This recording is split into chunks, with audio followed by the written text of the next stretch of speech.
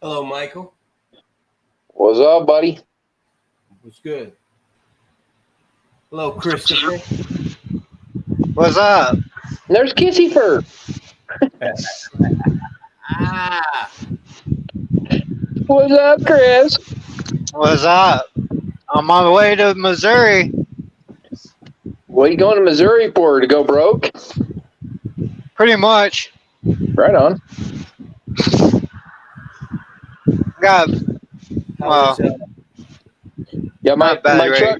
right? Come to find out, my truck needs what's called a resistor on the blower motor, and yeah, there's only two in the country, and we're on national back order. So, me, no air conditioning or heating for me.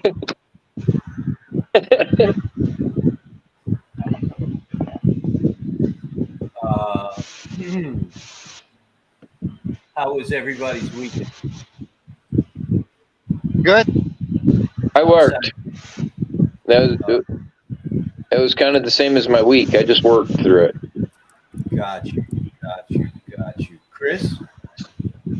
No, I worked on Saturday just to get home, but that was it. Really? Yeah, Chris is riding. Yeah. Hey, Shane. What's up, brother? What's up, brother? How was your weekend, man? It was pretty good. It was pretty quiet. That's always good once in a while. Yeah. I was really looking forward to it. You know, I spent some time with my kids. Took my son to swimming lessons and stuff. It was pretty good, man. Nice. Yeah. All except the rain. It did rain. So that was not good. Rain's better than snow. Yes, Is it that- is. Hey, that's a four-letter word right there. I don't want to hear it come out your mouth again. Yo, is that my microphone with the wind, or Chris? Is that your window? That's No, Chris and it's his air probably the conditioner. AC. Yeah, my truck actually blows pretty good. I was. You Yeah. did it, Chris. It's you that did it, bro. I was a little late catching on to that one, but Chris, I would agree with you. Chris's truck really blows. Yeah, it does. Oh boy. In any case, so I'm glad to see everybody. We had a long weekend. I'm sorry I was a little late.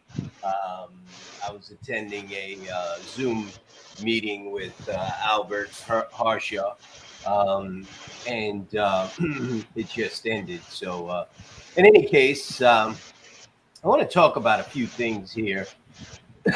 Start the night off with a bang. I'd like to. I had a. I don't know if anyone attended the Zoom. I'm sorry, the Twitter space yesterday with MAGA Mission. I know. Yeah, Chris, you were there. Yeah, I was there. There. I know Shane wasn't there. No, I was not. And we were talking about rights. We were talking about other countries taking over our whole industry. That's what we were talking about. Right.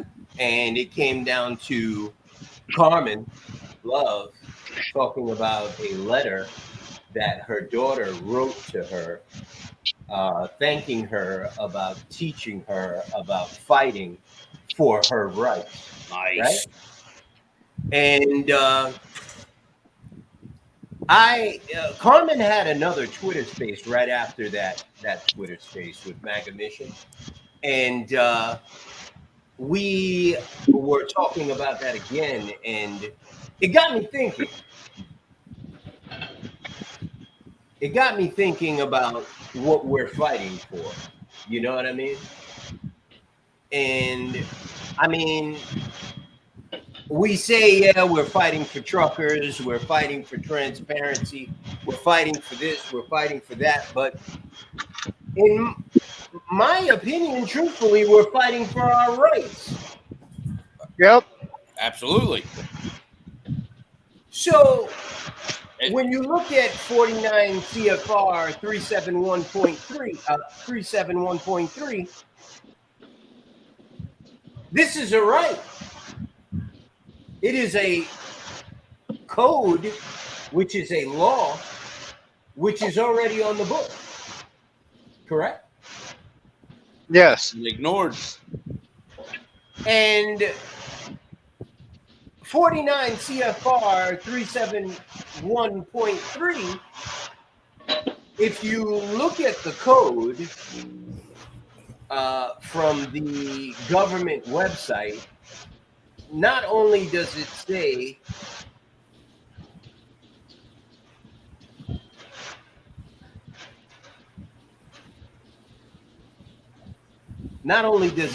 that we should have transparency, it really states right here at the bottom, each party to a district transaction has the right to review the record of the transaction required to be kept by these rules. This has been on the books since October 17th, 1980. 43 years. I think your fan is blowing directly into your microphone every time you open it up by speaking. When you scroll down to the bottom of this, there is a section and it says, what penalties may FMCSA impose for violations of this part? And 1 second. Shit, he says. It's not your fan, by the way. You can turn that back on. You don't have to sweat. 1 second. And when you scroll to the bottom there, it gives you the penalty provisions for 49 U.S. whatever, chapter 149. Civil and criminal penalties applied to this subpart. So when you go to the code, it clearly states that there are civil and criminal penalties that can be applied to this law if it is broken by a broker. I posted some of them in the group. One here is the United States government for civil penalty in an amount not to exceed $10,000 for each violation. The injured party for all valid claims incurred without regard to amount. I'm not an attorney, so I would have to refer that to one, but I see a dollar amount there where it says that they could be fined in an amount not to exceed $10,000 for each violation. Well, they'd go bankrupt for as many violations as they have, and that's even that's going with your multi-million-dollar companies like TQL. And you know what, Shane, I totally agree with you. And it dawned on me yesterday that this is a fight for our right. This is a right. This is a law that's already on the book. And it's totally being ignored. The problem with that is it a law or a regulation? No, sir, it is a law. Okay. Yeah, law can't be taken off the book. It can be made harsher, but it cannot be taken off the books. Right. Let me. You see, I was ready for Shane. Well, listen, I'm just doing devil's advocate, man. I mean, Since I'm not an attorney, I had to look at this from a non-attorney standpoint, right?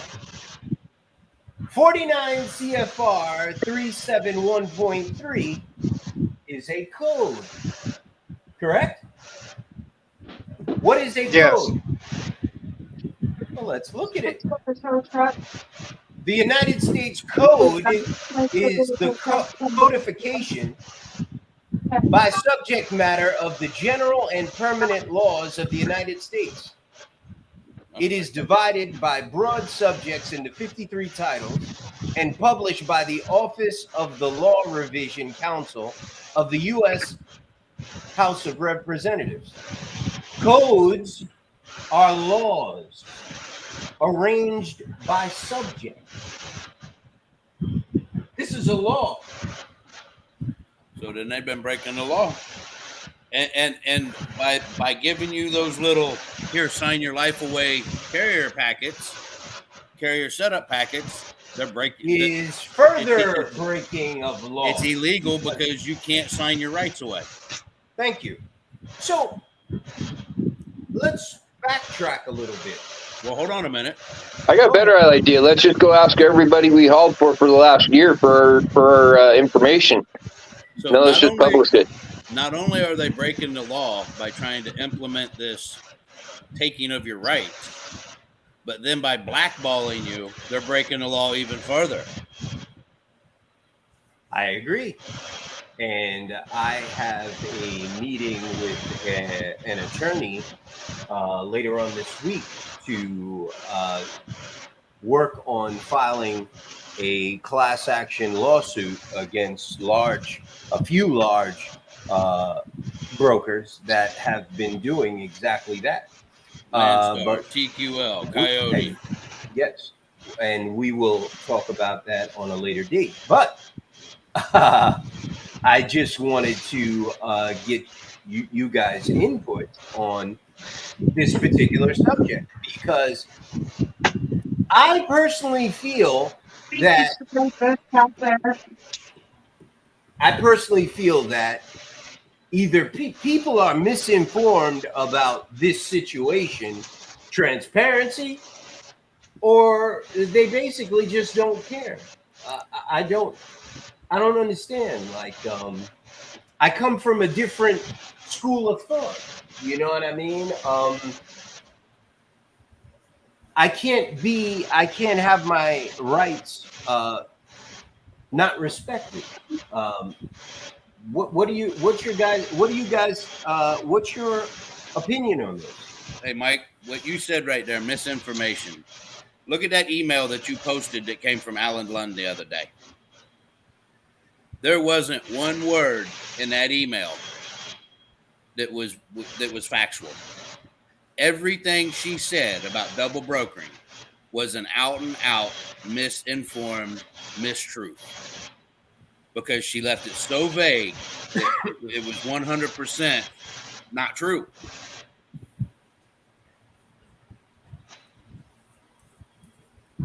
Misinformation. Exactly. And that's what this industry is full of. And now this is coming from I don't know how much, but I'm pretty sure they're close to a multi-million-dollar company. And their heads are putting out emails with this misinformation in it. I mean, come on. You can't represent yourself better and put out some factual information? I mean, I agree. And, it's a big issue because I see people posting things in the group, in all of our groups, on Twitter, other platforms, and it's just outright stupidity. You know what I mean? It's like all of these people that keep posting these screenshots of load boards. It's like, okay, we get the point. Like, we don't need to see another screenshot of a load board with a garbage load on it. You know what I mean? Like, we know that loads are garbage right now and brokers are taking advantage. Like, we get the point. But as far as this 49 CFR 371.3 is concerned, I mean, in my opinion, I would think we would see a lot more uproar and outcry about something that is so plainly obvious. You know what I mean? And in my 53 years on this planet, I don't think I've seen a more egregious. Exactly. to anyone in my lifetime. I mean, that's incredible, in my opinion. And I remember at MATS when the FMCSA was on the stage, and they basically said, "Hey, you know what?" And I don't get it. You know what I mean? But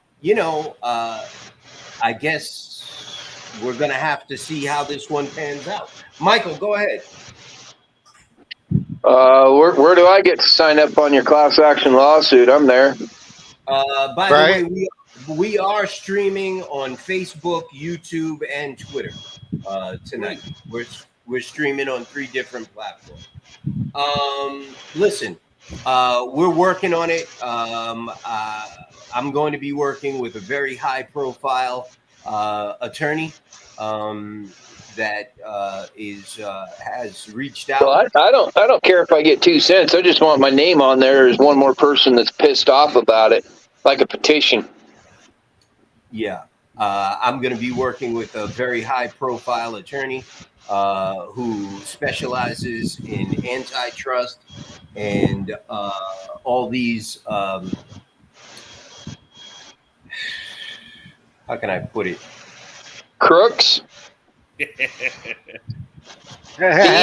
Unethical. liars, cheats. I don't know. How do you want to put it? Anyway, I will be working with him and his team, and we will be working on filing a class action suit against major freight brokers in this country for many violations of law and owner-operators' rights. So stay tuned for that. And Well, Mike, that brings it to another conversation. There is no way to take a law off the books. Therefore, if the FMCSA decides to side with brokers, we get to sue them. Because the simplicity is, there's still a law in New York. You can't walk a giraffe down the sidewalk. You can't spit on the sidewalk in Utah. A law can never be taken off the sidewalk books. in New York either, believe it or not. you can't pee on a tree in New York either, Yep. Michael. But you can take a dump in the wastebasket. Remember, we also had our Second Amendment rights taken away from us in New York. So anything is possible, Mike. This is America. Dare to dream. But the law is still on the books. They can't take the law off the book. And They Michael, just choose not to enforce it. Michael, it's sitting there comfortably. It's sitting there very comfortably. Yeah. Christopher, your opinion, sir. I agree with you 100%. I mean, they've been breaking the law for decades now.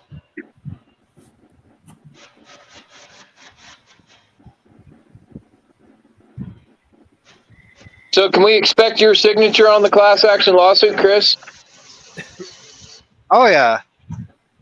Well, there you go.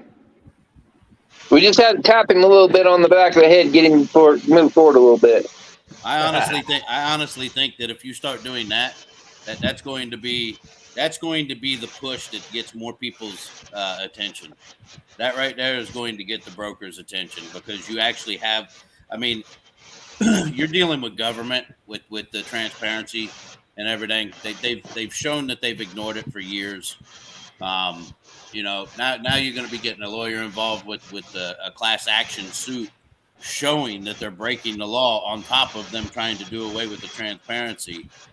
It's turning into a snowball effect for them, and I really think that it's going to start showing.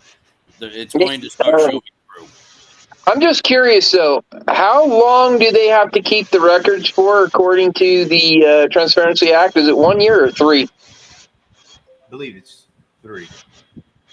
Well, then we're entitled to 3 years of. Every truck driver, every carrier that belongs to NOAA should go and request every load that they've hauled for the last 3 years. Request the freaking transparencies on it. Laws can be amended. But they can only get more stringent. They cannot be lessened.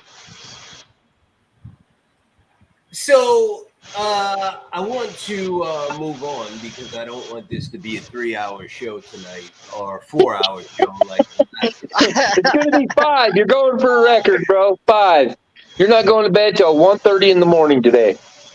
so, Mr. Sam Graves, the chairman of the Transportation and Infrastructure Committee in the House, thought it would be a great idea to have a hearing this Wednesday, September 13th, during Truck Driver Appreciation Week, with about autonomous trucks and bringing them to the market, which is basically an FU to the entire 3.9 million man strong and woman strong trucking community. Because this type of technology basically takes all truck drivers out of the truck, and we found out about this, and I want to get you guys' take on this. Yeah, this is happening this Wednesday, September 13th. Of course, you know it's Truck Driver Appreciation Week. I mean, if I haven't seen a more obvious FU, we don't care about you guys and we're trying to get rid of you. So F Truck Driver Appreciation Week. I don't think, once again, I don't think I've ever seen anything more egregious. This is courtesy of Mr. Sam Graves, the chairman of the Transportation and Infrastructure Committee in the House. What do you guys think about that? I emailed him today. I sent you the email about that. I think it's a dick bag. I think it's bullshit. Let's take it in turns. Shane, go ahead. I emailed that to you the other day. I got a copy of it emailed to me, and I emailed him that same day. Oh, you sent Sam Graves an email? Oh yeah, multiple emails. I had sent him. Way to go, Shane. I sent him emails before this ever came out regarding the transparency and everything as well. You know what, Shane? I'm liking you. That's being proactive, brother. Gotta be. Michael, your take. I think he's a dick bag. Tell us how you really feel. I'm just, I mean, just like with the broker, like I told Raphael, that what I'm going to tell everybody when I approach them as a broker, I'm going to tell them the one thing they're going to get from me is total honesty. I have no problem being totally honest. You'll never hear bullshit come out of my mouth. Truck's broke down, you'll hear the truck's broke down. If the driver's an asshole and didn't get out of bed, you'll hear exactly that. Okay? I mean, I'm not going to shoot around and bullshit around the bush. I mean, it's just, I think he's an asshole. I hope he's watching this. I think you're an asshole. Thank you, Mike. Christopher? I agree with Michael, and I think it's bullshit that they're actually polling it on Driver Appreciation Week. It's amazing, right? Yeah. Well, I don't know if you've seen the post that I put into the NOAA thing that you put in there, but I basically said if people want to, say thank you, then get a hold of your Congress. Don't tell me thank you. Don't have empty, thanks. Worthless. I mean, it's worthless to us. If you appreciate what we do and you want to show driver appreciation, then get off your butt and write Congress. I mean, it is what it is. I agree. And take a look at the witness list for Wednesday. That amazing, incredible hearing, which I'm sure is whatever. Well, I think personally we need to start a petition, and we just need to, hammer the shit out of it in the Facebook room and, get people's signature on it. Get it up there. The problem with that is that group is private. So Here's the witness list. Chris Urmson, co-founder and chief executive officer of Aurora Innovation. That's not private. Mr. Jeff Farrar, executive director, Autonomous Vehicle Industry Association. They've been around for years, I'm sure. Mr. Chris Spear, president and chief executive officer of the American Trucking Association. We are saved. That is worthless right there. And Kathy Chase, president, advocates for highway and auto safety. Anybody that's stupid enough to still be a member of the American Trucking Association needs to be smacked upside their head. So I want to touch on, I agree. I want to touch on the American Trucking Association first. This association's been around for a very, very long time. They are probably the oldest trucking association in the country. They do not represent owner operators. They represent mega carriers, mid-size and large mega carriers. They have been selling a narrative for many years about driver shortages in the country. There's no driver shortage. Mega carriers have a driver shortage because they're the last option for any driver out there. So they can't attract drivers. Drivers, first, they want to work for themselves or a smaller carrier so they don't get lost in the mix or mistreated. Well, yeah, bro, I always like being a 6-digit number when I call in. Right. So that is going to be who is representing the trucking industry on Wednesday. The American Trucking Association, which everyone knows, and if you do not know, is a trucking association fraud. They do not represent the majority of truckers in this country. Shane, I see you sending me text messages. Go ahead.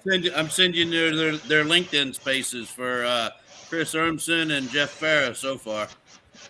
I see. What is your take on this? I think we need to blast them.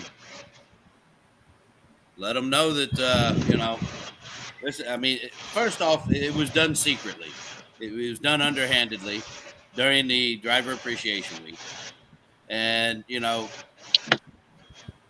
if you followed this at all, one of the major manufacturers of the autonomous trucks backed out a couple weeks ago. They took everything out and they said, we're not even messing with it anymore. So you're talking about Ford, right? I don't think it was Ford. It was Ford. It was Ford. A foreign company. It was a foreign company that backed out completely. Ford backed out too. If you're talking about somebody else, great. But Ford backed out also. Merge onto I-84 Let's see if I can find it. Okay. Hey, Chris, in a quarter mile, merge onto I-84, okay? Yeah, no. I'm going to the truck stop. I got to meet up with my wife real quick. So Ford was working with a company, I forgot the name of it, and they told this company to go blow. After Waymo? Say again? Waymo? I could Google it, but I don't feel like it right now. Anyone can find this information. This particular company was a startup. Ford initially agreed to work with them. They were done. They found a Japanese bank in Japan called, I believe, SoftBank. And this Japanese bank gave them $1 billion last week to continue working on this autonomous vehicle project and bring it to the United States. So basically what you will have if this works out for them, which it most likely will, you will have the supply chain of the United States controlled by a Japanese funded company. So, congratulations. Way to go. That's the way it works. But then again, that is capitalism, right? Am I mistaken? Isn't that like the way things are supposed to go? That's capitalism, right? Yeah, monopoly of capitalism. Let's let foreigners come here with deep pockets for money they made thanks to us in one way, shape, or form, and buy up our infrastructure, our land, our companies, and control us here in the United States. That makes sense, right? Yeah, why the hell not? Wouldn't it make sense? Wouldn't it make sense to put driverless trucks on the road that are controlled by foreign companies? Well, hell yeah. Doesn't that make sense? Let's just say they decided one day to shut all their trucks down. And all of these foreign companies that have deep pockets right now had autonomous vehicles on the road, and they decided to stop rolling. Then what? Go ahead, Michael. It's not me making all the noise. Yeah. We don't want to know what I have to think about it because, America can't be this stupid. Well, maybe they can because they're allowing it. I mean, look at Smithfield Foods. Look at all the property out in the Midwest that's being bought up. I mean, all sold to China right now. Thank you. It is what it is. Swear to God. Say that again, Jim. I'm sorry, I missed. I said, look at Smithfield Foods, man. Look at all the property out in Midwest that's being bought up by China. Solar farms being put in. You're making me dizzy, Chris. Damn fool. I agree, Shane. And I mean, personally, you go back to the 90s. You go back to the 90s. I used to run a truck repair shop. It was heavy duty brake and spring. We did all suspensions, and we started seeing an increase in the price of the steel for doing the suspensions on the trucks. And what we found out was, as a rule, all of your scrap in the United States had a 90-day reserve on it. So once they would process it, they would have piles of scrap sitting for 90 days, and then they would sell it, and it would sit for another 90 days before they would actually ship it away. At that time, China was coming to and this was back in the late 90s, early 2000s. China was coming over here with suitcases of cash, purchasing the recycled steel before it was even processed. They were doing the same thing with the concrete dust. They were doing the same thing with the rubber. That's their. I mean, they're in it to harm us without firing a shot, basically. I agree. Well, that's why I said we got to start a damn protest and send it to these idiots that are meeting with them and say, hey, this is a direct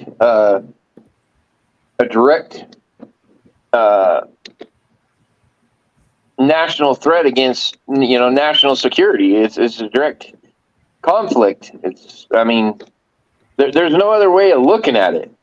There's no reason whatsoever why Japan should be controlling. Well, if I remember right, didn't we drop a bomb on them? I'm just curious. Wasn't it them that we dropped the bomb on? Yes. Oh, my bad. Whoops.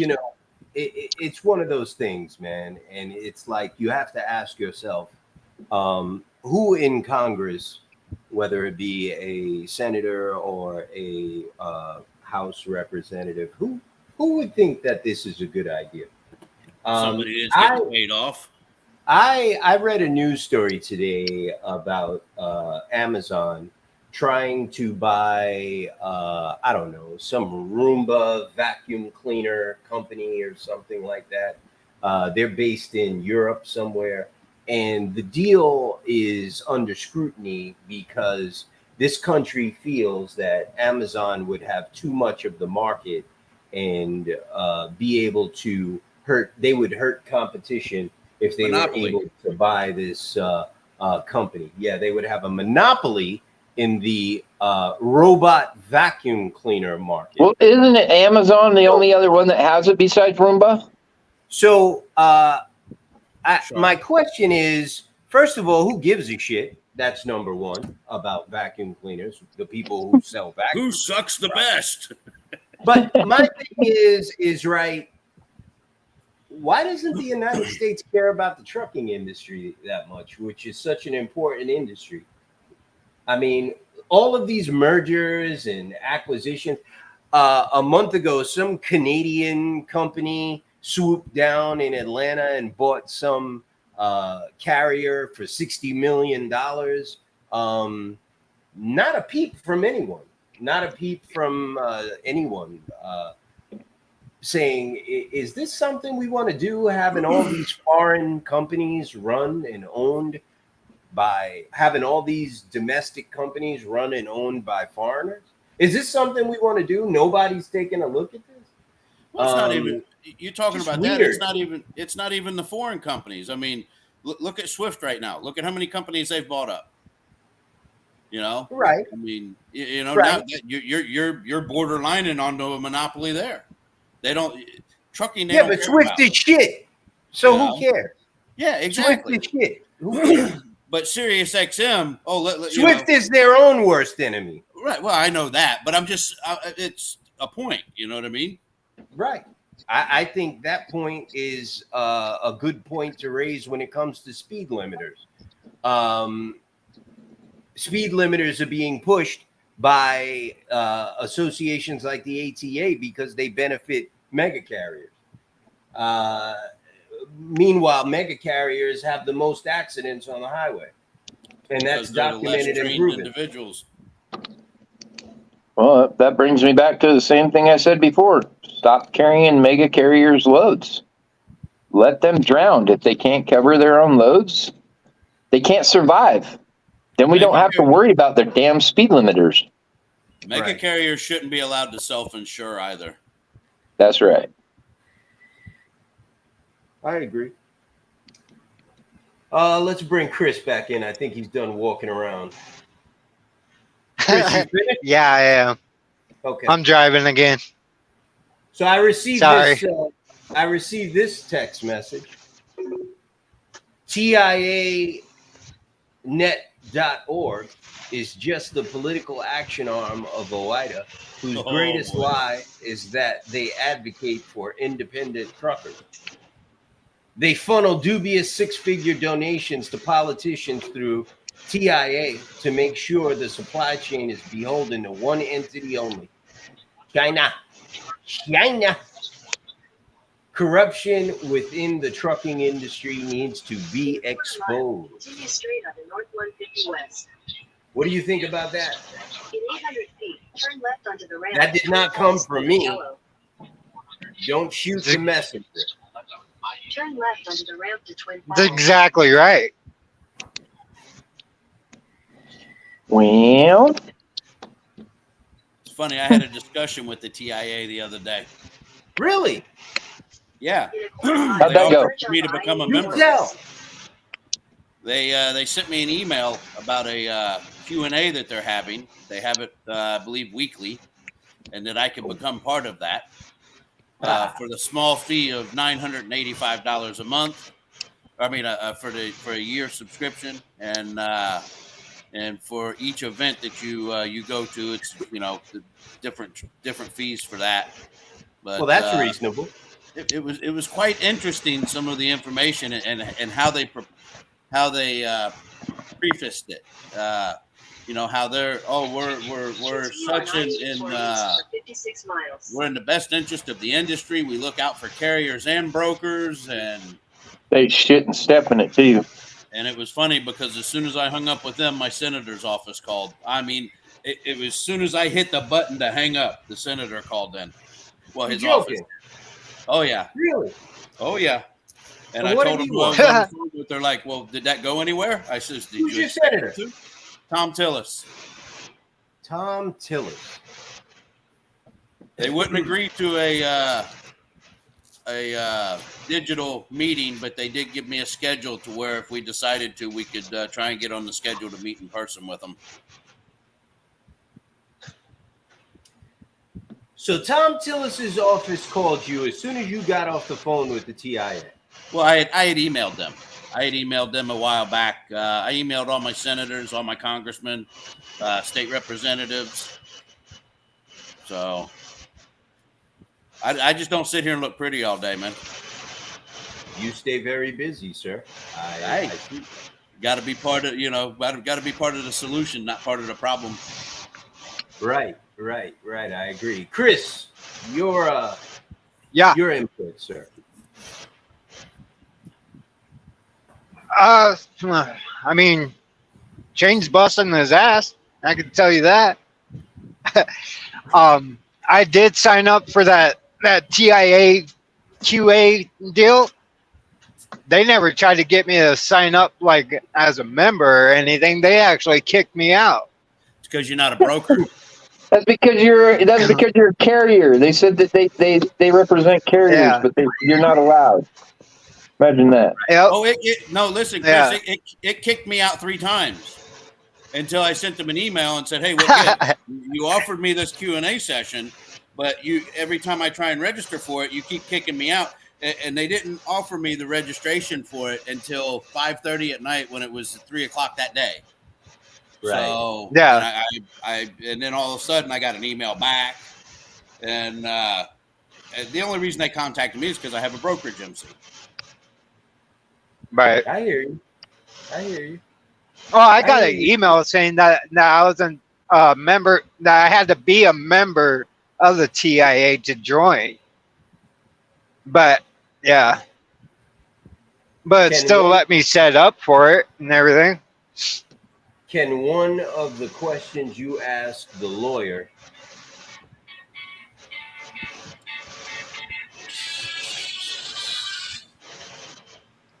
is once a carrier asks for the documents from a broker and then the broker becomes retaliatory, how do we prove it? Well, Record the phone call. yeah, that's one thing. Record the phone call. I've been saying that a lot. Record the phone call.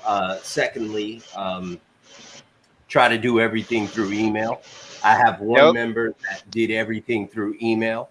He had a conflict with, I believe it is Warner, and he kept it all through email. And he sent me all of the emails, and we gave it to our people in Washington, and they are showing these emails to congressmen and senators in Washington. This is getting very serious. I know that a lot has not been put in public, but we are making Congress aware of all of these acts that are being committed by all of these brokers. It's getting very serious. The most important thing you can do is document it. Try to keep it all in email, or record your conversations if you're going to be using the phone. It's going to be very useful later on down the road. So, Mike, I had a member, I guess, of the room email me, message me today, and I basically told him that nobody would read the book he sent. I'll send you the book that he sent me, but I told him he'd have to kind of shorten it down if he wanted people to actually read it, because, you got to dumbfound it down for truck drivers, because I'm not going to sit there and spend 20 minutes reading one damn email. I'm just not going to do it. But, essentially he was talking about exactly what you're talking about, and the broker transparency and the difference between a dispatcher and, I mean, just on and on and on and on and on. But I'll send it to you. You can read the book. That's another form of misinformation, man. Is everybody trying to translate this whole regulation for dispatchers? There is no regulation. It's all bullshit. Anyway. It's more confusing than it was before, and there's no there's no. It's not really confusing. It's just everybody wants to use it and bend it to their perception to fit their agenda. I mean, look, a dispatcher is basically considered office personnel of a carrier. You cannot go solicit freight. There's a very fine line of how you can solicit freight as a dispatcher. You can do it, but you can only do it for one carrier. You can't go solicit freight from a shipper and disperse it to multiple carriers. Then you're acting as a broker. Right. You can do it as a representative of one carrier, and you're not really, all you're doing is initiating it for the carrier and the shipper to sign a contract together. Mr. Anderson. There he is. What's up, brother? What's good, man? I haven't seen you all day.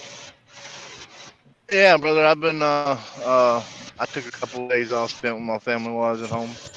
We went out and done some things and had fun. I divorced for a couple of days, and hell, I get back and Twitter's over there blowing me up over Rutherford and all his cronies, man. Hell, I think they missed me. I think their butthurt hanging on their ass for a few days. They got them some of it a while ago. They got them some of it a while ago. I think they was missing the actual engagement. You know what I mean? Yeah. Well, that's because the room doesn't show shit without you in there. Hey, I was going to call you. Kevin Rutherford was inquiring about your whereabouts. He was worried about you, man. Yeah. Well, I let him have it a while ago and told him, look, I took a few days off. I'm glad I'm renting that much space in your head. I'm back. I'm here. What's up?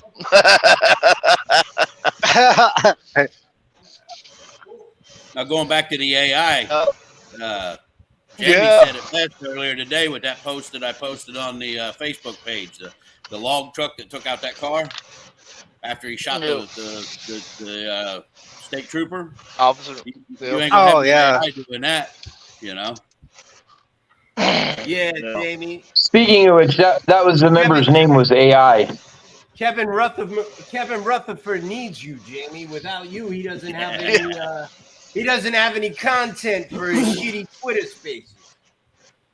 He doesn't have any contact, period. And he doesn't have any intelligence. That's the reason why I started. That's the reason why I stopped going in there. Because when I started looking at the engagement when we went in, I said, "Fuck it, I'm not going to contribute to his delinquency." You know what's funny, man? He's butthurt about it too, man. I can see already. Yeah. He's butthurt about it. Yeah, OOIDA even started posting stuff on Twitter and Facebook and making press releases. They actually made a press release today going after the ATA, if you can believe it. It was incredible. Good. I couldn't believe it. It was kind of like very nasty too. You have to read it. It's on Landmark. That's what they need to do. They need to take them fucking gloves off and come on out here and fucking fight. You know what I mean? Just incredible. I mean, you're gonna be about it. Be about it. It's amazing. I'm gonna continue to fucking hound them. I'm gonna continue to give them a hard time until they say, "Hey, look, all right, well, let's do this, man." I mean, because what the fuck, man? If you're gonna represent to the fullest, man. I mean, when are they gonna get tired of being the redhead stepchild of the ATA and the TIA, man? Exactly. They don't have to be. All they gotta do is come in. That's all they gotta do is come in. They don't have to be. Right. You're totally right, man. It's obvious. And, anybody, I don't understand why anybody would be a member of these associations, man. It's just incredible. These people are so fake. It's incredible. It's funny. When we started doing our research, we noticed that OOIDA and TIA both have PACs. And they both give money to congressmen and senators. And it's funny. Damn, we lost Jamie. It's funny. You would think that TIA would give more money to congressmen and senators. But actually, OOIDA gives 3 times more than what TIA gives to Congress and senators. OOIDA gives 3 times more than what TIA gives the rest for pay for play. That's kind of hard to figure out. And yet, OOIDA has less influence in Congress than TIA? How is that possible? I still So when you see something like this, it kind of makes a little bit of sense, right? It seems when you first read it, it seems a little far-fetched. Like, okay, if I agree with this, I have my tinfoil hat on, right? But when you look at the numbers and look at reality, look at the math, because math doesn't lie, it kind of makes sense. Wouldn't it make sense if OOIDA has so much money in their pack? Wouldn't this make sense if OOIDA had less influence in Washington than the TIA? TIA. Well, I can tell you this: what don't make sense, Mike, is how the hell they came up with all that money on $50 every 2 years from members. because of the PACs. Well, that's what I'm saying. Exactly. They get money from sponsors, mega corporations. Insurance. They get insurance, right? All types Brokers. of things. The TIA. Brokers. Well, Did I say that? based on what I'm reading here, they give money to the TIA. Kevin so- Rutherford gives them plenty, brother. Kevin Rutherford gives them plenty. Oh boy, the fun we have here. I'm kind of like I'm kind of like John Wick. Yeah, I think I'm back. I don't think they like me very much, y'all. Jamie, they love you. They need you. They need you, brother. I just want to let everybody know that the National Owner Operators Fuel Card is available as of last week. It did come out, and it has been. I know it's going to be hard to believe, but like everything else with the National Owner Operators Association, except for me, it has been warmly welcomed. Many people have signed up for it. Many people have been approved for it. It is a great card. You should check it out if you're looking for a fuel card or another option for a fuel card. You should definitely check it out. You can check it out at tnooa.com, www.tnooa.com. Excellent fuel card. Comes with a nationwide tire program. Gets you up to 52% off, 53% off on tires. Also comes with a nationwide preventative maintenance program. Contact information is on the website. It's only available to members of the National Owner Operators Association. You can become a member at www.tnooa.com. Right here. Had to get that plug. I just got my approval today. Get out of here. They gave you a fuel card? Yep. I mean, I don't. Damn, they'll give anybody one of them damn things. Yeah. After you threw a boy under the bus. I mean, I actually told them not to after what you did to that guy. I mean, Oh, well, I No, that was literally you. told them, that was you. I was just letting everybody know. Don't be surprised that they don't know who we are yet, because it just got set up.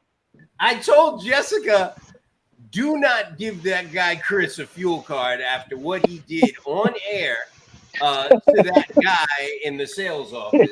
She said, you know what, Mike? F him. I agree. I'm going to make sure he gets no fuel card. And she gave you a fuel card.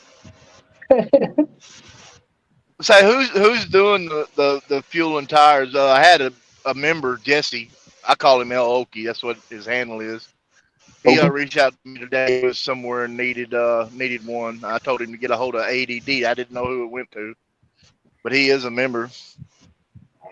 I think he was What smearing do I up have anything to Tennessee. do about it? I don't know who took it. Who got that now? I don't know. Fuel card information. I've been out 2 days, is man. Fuel card information is on the website. It's also in the Facebook group. It's been posted everywhere. Our salespeople are they put a post up a couple of hours ago about the fuel card. Let me see if I can find it here. I've been driving, brother. I haven't been in the group. I just now got stopped and I got on Twitter and aired a couple of people out over there because I hadn't seen it today. What they had put on there while I was off, but yeah, Here it is. I went John Wick. Hold on. I'm gonna post it in the group. I can't put the link here, but I can put the post in there. These are our people that are selling this fuel card, moving this fuel card, flipping this fuel card. What any other words that I could use for how they are moving this fuel card? Offering this fuel card. I don't like that one. That's a little too clean for me. This is a post that our people put in the group about the fuel card. You can find this post in the group. It was posted about 7 hours ago. There's a few of them. It's a pretty decent fuel card, in my opinion. No BS. Do they have an app so you can see where to get fuel in your area or in your route or whatever? Yeah, there is. Yes. I don't know, man. Don't ask me. I just put Noah's name on it. Ask Chris. He has it. He has it in his wallet. Don't ask me. I don't have it in my wallet yet. I just got it approved. They're sending the card. I've got an issue. It's like Capital One. know, It's in your wallet. Right. So you got Samuel L. Jackson in your back pocket. Seeing a little bit of a reoccurring theme here. You've got this Indian gentleman. Seems like a nice fellow.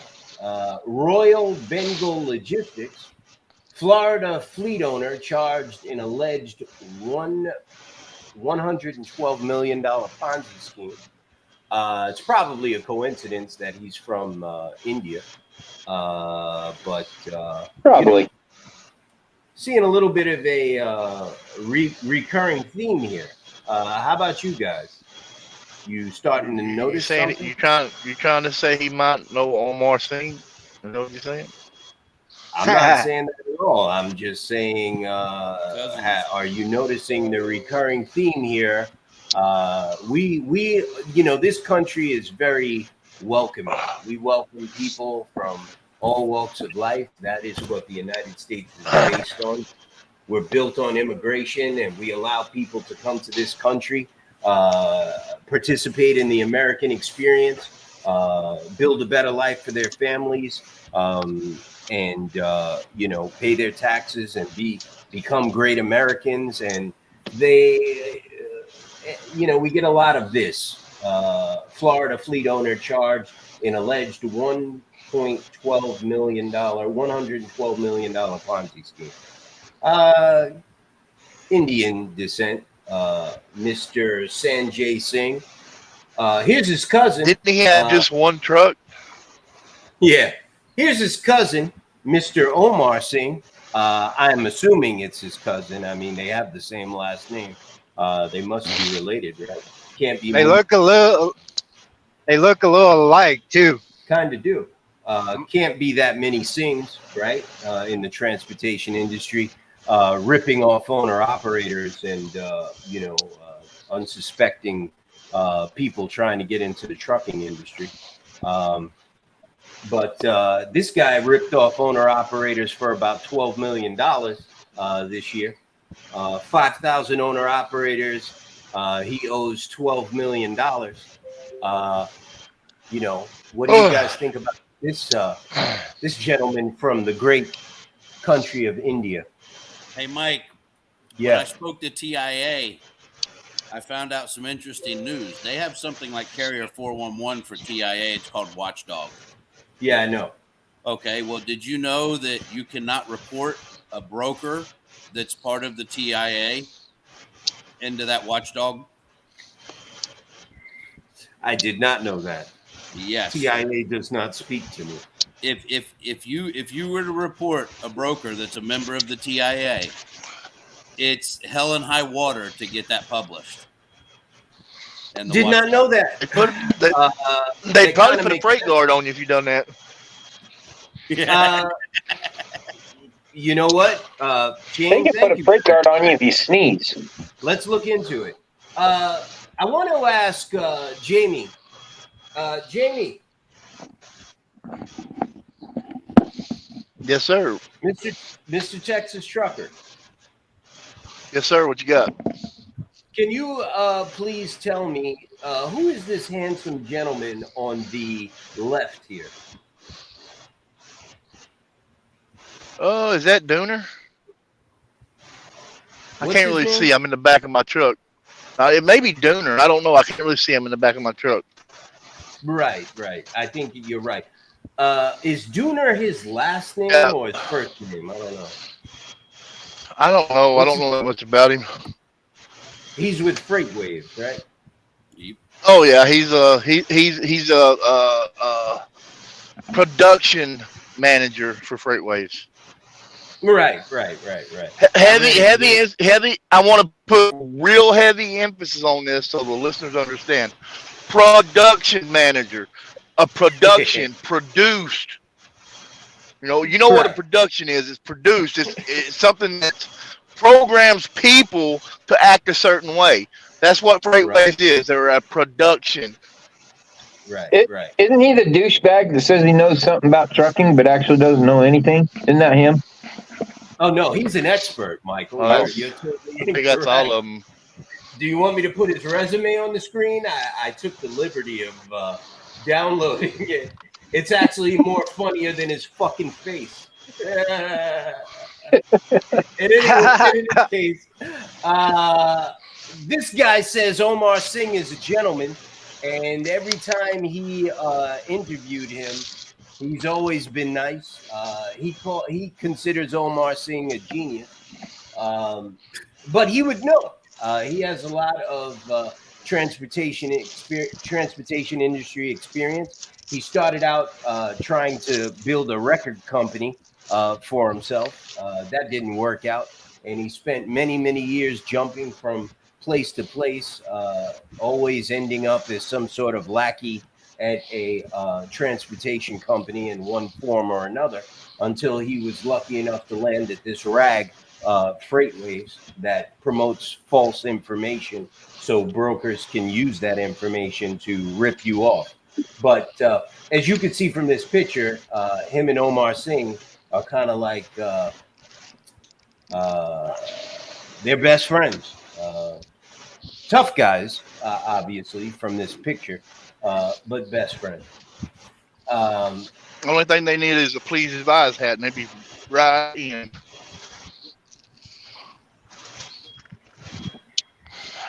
In any case, my point is, last night I was in a Twitter space with Carmen Love, and I was talking about what the National Owner Operators Association is doing with Amazon, with our boycott of Amazon that we announced last week.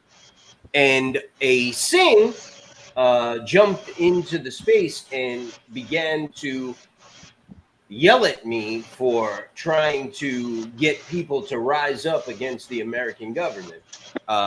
I don't know, Chris, were you in the space at that point? Because I know you were in the space for a certain amount of time. Did you hear Mr. Singh tell me that you people should not let this guy, he's trying to get you to rise up against your own government? Oh yeah. And then Carmen shut his mic off. No, actually, what we're trying to do is get these people to do the job they was hired to do. But as we've seen this week, they come out and they're doing an AI truck deal during Truck Driver Appreciation Week. Where did it come from? I mean, they didn't put no focus on truck drivers. No, that's the. I mean, that's what we're trying to do. We're trying to get these people to do what they was elected Congress and the administrators selected to do, and that's take care of the trucking, the transportation industry. How are they doing that when they're only looking after 6 or 8%? They're Right. not. Right. This guy started yelling at me because I'm pretty sure he lives in India and he has a call center where he pays people $2 an hour to do customer service for Amazon. So he was very upset that we announced a boycott against Amazon because it's going to hurt his rupees or whatever they have over in India. So he was up in arms about it. I personally thought it was funny. Everyone else kind of did too. You could listen to it. Carmen actually does a good show. Have you ever been in a show with Carmen Love, James? No, Yeah. Yeah, I've been in a lot of her shows. Yeah, she does a very good show. She Yeah. read a letter yesterday. All their shows are good. Yeah, she read a letter yesterday from her daughter, Chloe, thanking all of us for fighting for the rights of people that are being taken advantage of by mega corporations. And she said she's going to join us when she's old enough. And it was a pretty heartfelt letter, kind of like Jennifer's daughter. Jennifer's daughter's letter. It's crazy. You know, we were talking about how these kids pay attention to everything we do. And, you know, that's another thing. It made me think, like, what are we fighting for? We are fighting for our rights. 49 CFR 371.3 is a law. It's already on the books. It's a law. You have a right to see the documentation that brokers collect from shippers. You have a right to know what they're getting paid from shippers. It's been on the books for 43 years.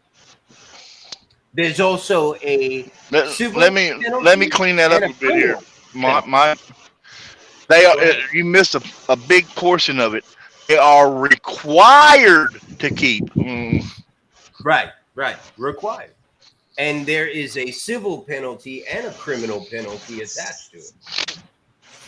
And I just started thinking about that. Like, we've been getting disrespected by our own government by not having this law enforced. It's like they're allowing almost 92,000 freight brokers laugh in our faces. Hey, just out of curiosity, can we hold them responsible? They are breaking the law as well. You know, I like I said, I am going to find out about that. I am meeting with lawyers this week about it, and we are working on a class action suit, and we will find out about that.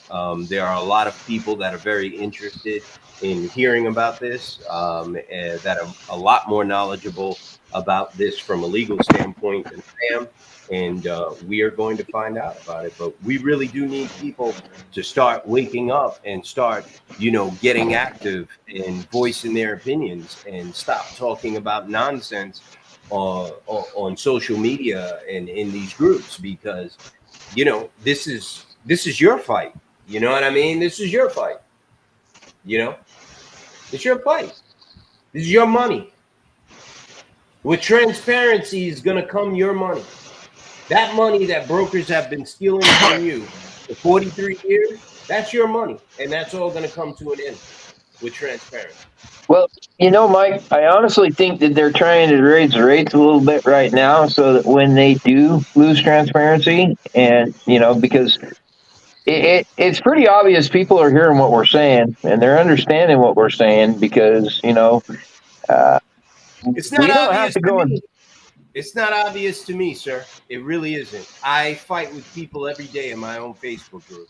They totally disagree. I had to throw Michael Joseph out of the group. I'm probably going to be throwing Greenfield Carper out of the group soon. I had enough of these people, and I don't get paid for this, so I don't want to deal with these people. They have nothing invested in this fight. All they want to do is cause problems and division and voice their opinions and be heard. And truthfully, I don't want to hear them. I had enough. I feel that this is a serious fight. I feel that rights are being trampled on. I feel that the government and brokers and the FMCSA, the DOT, Congress are all spitting in our faces, and I don't think any of this is funny. And I don't want to hear their fucking opinions. I'm not interested in how much money they made on a load. I could care less. And I don't want to know about their opinions. I had enough. And I started removing people from the group that disagree with our mission. They serve no purpose. If they want to disagree with a law that is on the books that we have a right to have enforced, then they can go join the brokers. That's where they need to be. They need to join the brokers. They don't need to be an owner-operators, no authority, new authority, or members of NOAA. They need to be members of TIA and go join the brokers. They would love to have them. I honestly think they already are. You know, they don't make any sense. They keep on talking about, supply and demand. I don't know a truck driver, one, that gives a shit about supply and demand. We care about miles, cost per mile.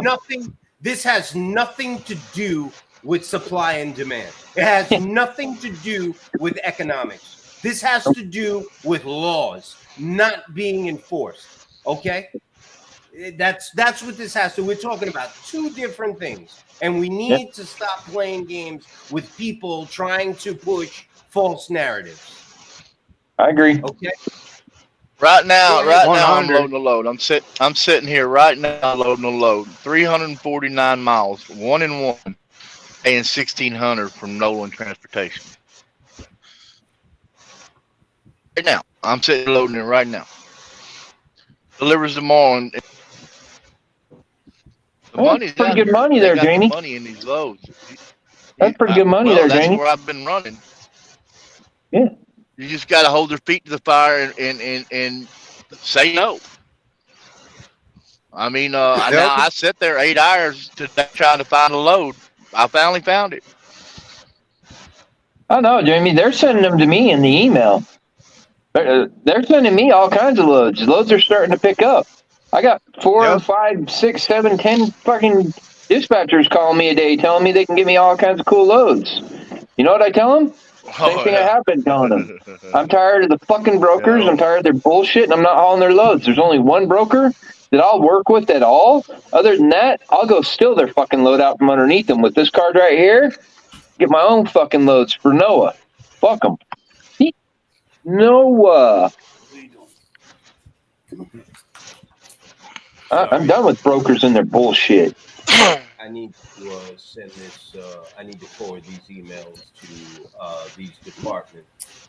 All day long, I'm sending emails to the trailer leasing division, insurance division, dispatcher division, just countless emails. It's incredible. Just a lot of people inquiring about the National Owner Operator Services. I've got people just blowing up my email and my cell phone about this new fuel card. Who is this guy, Shane? Who is this fellow that just joined our this is Buddy. broadcast? This is Buddy. Buddy. Hey, Buddy. Buddy, you're the real brains of the operation, sir. I'm glad you can join us here. Your minion, Shane, has been trying to hold it down, but I know you're the real silent partner in the brains of the operation, buddy.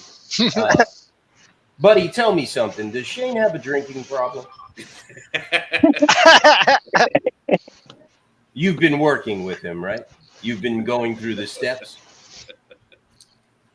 Say the 13th step program. Bottle of NyQuil.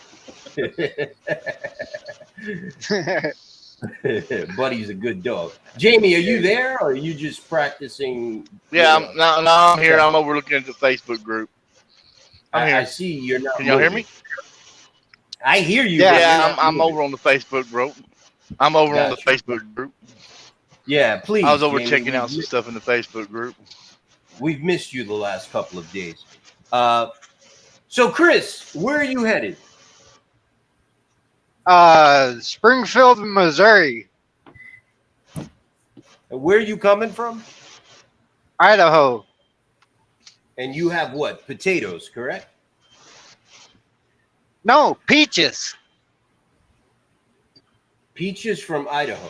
Oh shit. Yeah. Georgia got washed out this year. Really? Wow, that's incredible. I thought peaches came from Georgia and Florida and shit like that. Georgia lost 79% of their peach production in one day. Wow. Almost enough to get state of emergency in Georgia. Is it a good Yeah, I load? keep Chris? telling it. Well, so they were trying to move it for 4,000. It's got 3 drops on it. And I told them that the lowest I'm going to go is 5. And they took it. I've got a comment here from Blake Alvarez Foss. Live in action, check you out. Nolan posted double their usual rates this weekend when they're usually of the lowest. Personally, I can't stand Nolan Transportation. I think they're a shit company. I try to avoid them at all costs. But in the southeast, Nolan has a large amount of loads. They kind of control the southeast. But I still hate their fucking guts. But they are in the southeast. I seen a few Tim- of them on the load boards today. They were priced a little more. Tim competitive. Wilkerson, our boy Tim, who is out there on the road, he says, I depimp Chris Bennett, LOL. Yeah. No, whatever. Because he said Idaho, and he said I depend, Chris Bennett. Keep telling I everybody wanna there's thank more loads everybody. out here than everybody thinks. Oh, Everybody man, thinks 1,300 Idaho's a dead spot. That's the only thing you can get anything out of in Utah. around Dallas this morning. They was rates up to $6.50 a mile around Dallas this morning. You guys want to see something interesting? Blake Alvarez Foss posted a video in the group. It's actually on Twitter of a autonomous taxi cab slamming on the brakes in an intersection in front of someone. It looks really crazy. It just jumps into the lane of the oncoming traffic and just slams on the brakes like it's on crack or something. And, oh my goodness, you got to see this one. It's great. I think if you drive a truck, you're going to enjoy this. Just incredible. He just strolls into oncoming traffic and just slams on the brakes. We've got a special guest coming in. Let's see what else we got here. If y'all want another social media outlet to post on, if you don't have it already, it's called Nextdoor. I've never heard of it. Anybody ever heard of Nextdoor? We should I'm check on Nah, we'll Nextdoor have to go here in check it North out. Carolina. Kind of sounds a little porny, but I will check it. And if it is porny, hey, all right. Let's see here. What else we got? Not too much action tonight. I think they missed us. In any case, let's see here. Did Tim come in? No? Okay. Who's going round and round over here? Yeah, no, I see you. Tim's chasing his tail. Any other news? I think we covered a lot. It smells tonight.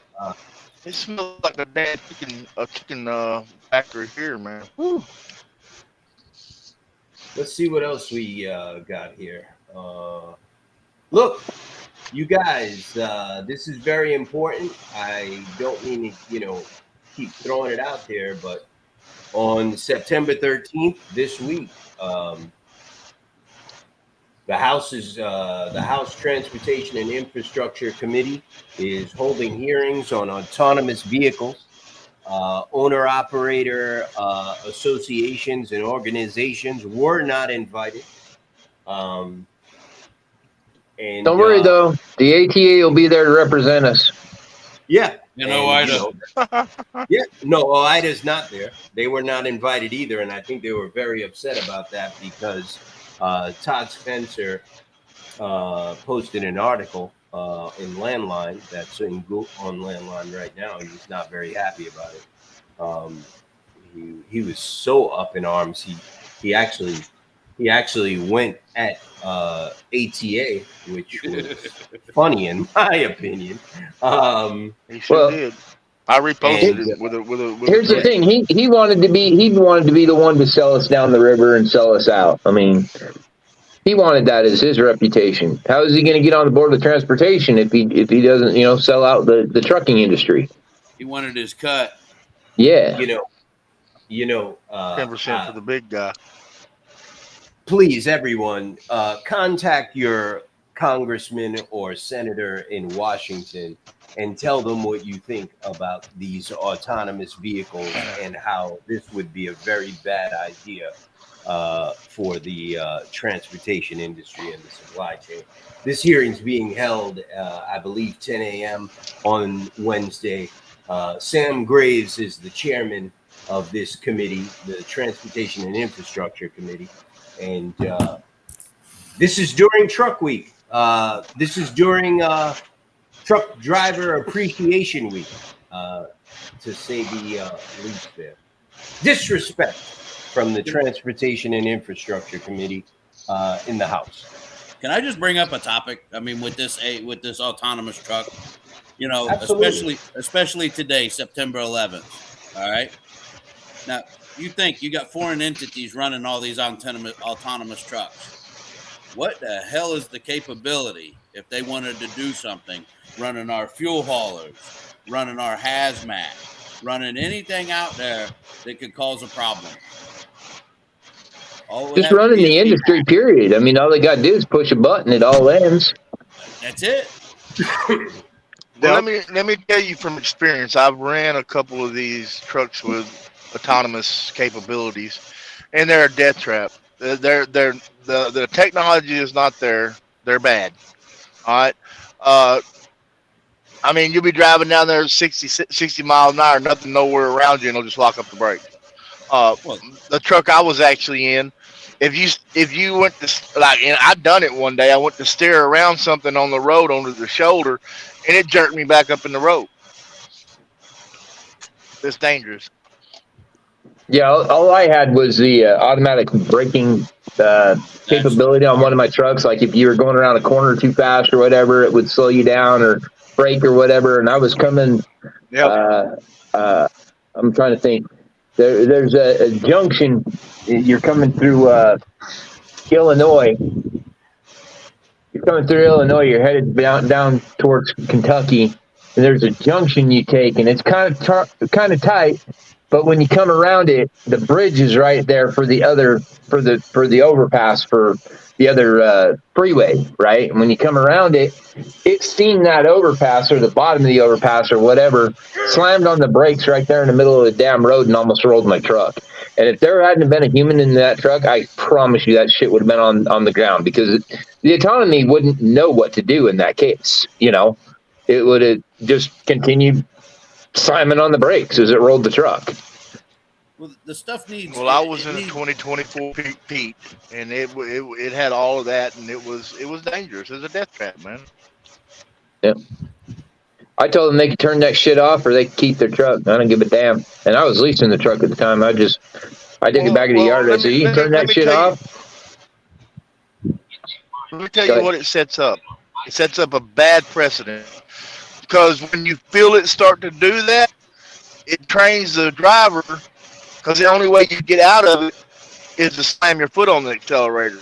So anytime it goes into that, it automatically trains you to slam your foot on the accelerator, brother. I mean, the truck will train you to do that, and it's dangerous, man. I mean, coming around and there'll be a curve in the road. A car veers off and already on the exit ramp, and you're doing 70 miles an hour. Well, they start to decelerate. That tree just slams on the brake. So you reach over and slam your foot on the accelerator, ready to stop it from doing it. Going under an underpass, the same thing. Hit the shadow under an underpass, it'll lock the brakes down. There's a switchback in junction with barrels. When you hit that switchback and come in and out of it, it'll read it as a collision. Lock your brakes down. Well, I can't wait for these autonomous trucks to run in snow. Yeah. Yeah, I didn't If even you- want to look at that. One of the things I've learned, and I learned this a long time ago, and this has to do with the pharmaceutical industry. There is something that corporations do, and along with the help of the FDA, it's called acceptable loss of life. Has anyone ever heard of that? Yep. You've heard Yeah. of it? He told us about it yesterday. Yes. When a That pharmaceutical was the COVID vaccines, wasn't it? Yep. it might have been. I wouldn't see why not. COVID would have been a perfect example of. We know that this medication is going to harm or kill some people, but that's okay. You know We'll what take I it mean? anyway. Right. When you're talking about autonomous vehicles, Jamie's gone this is again. what you understand what I'm saying? This is what you're talking about. How many people are going to be hurt or killed by these vehicles, by these 80,000 pound vehicles moving at 75 miles an hour on a highway with no human being in them to control them? Is it acceptable? Is it acceptable to the corporation? Is it acceptable to the government? This is going to be where the bean counters come in. Okay? You have to understand the transportation industry is a very, very lucrative industry. And it's going to come down to, especially with autonomous vehicles, it's going to come down to what is the acceptable loss of life. That's pretty much what it's going to come down to. Because even if you think the idea is insane, there are many, many, many people out there who think that it's not, and it's worth it. And you have to ask yourself, does that make sense? You know what I mean? Because I personally have been through it, and it didn't make sense to me, but it is what it is, and that's a fact, and it's true. There is a certain point where a certain amount of deaths is okay to the government. It justifies the means. Now, any amount of deaths is okay for a corporation. I don't know any corporation who cares that their product harms you. They only care that they get caught when their product harms them. So that's something to think about. Because if you look at the medical industry and the way pharmaceuticals are pushed through the approval process, you get an idea of what's going to happen with autonomous vehicles. It's going to be treated the same way by departments that are even more useless than the FDA, like the DOT and the FMCSA. So that's something to think about. Go ahead, Shane. I see you ready to explode. Nah, man, I agree with you 100%. Just sitting thinking how much nonsense it is, brother. I mean, I had a Freightliner that had the lane assist in it and the collision avoidance, and that thing, they would have to reset the parameters on it about monthly. I was coming off from a dead stop from a stoplight going uphill with a full load.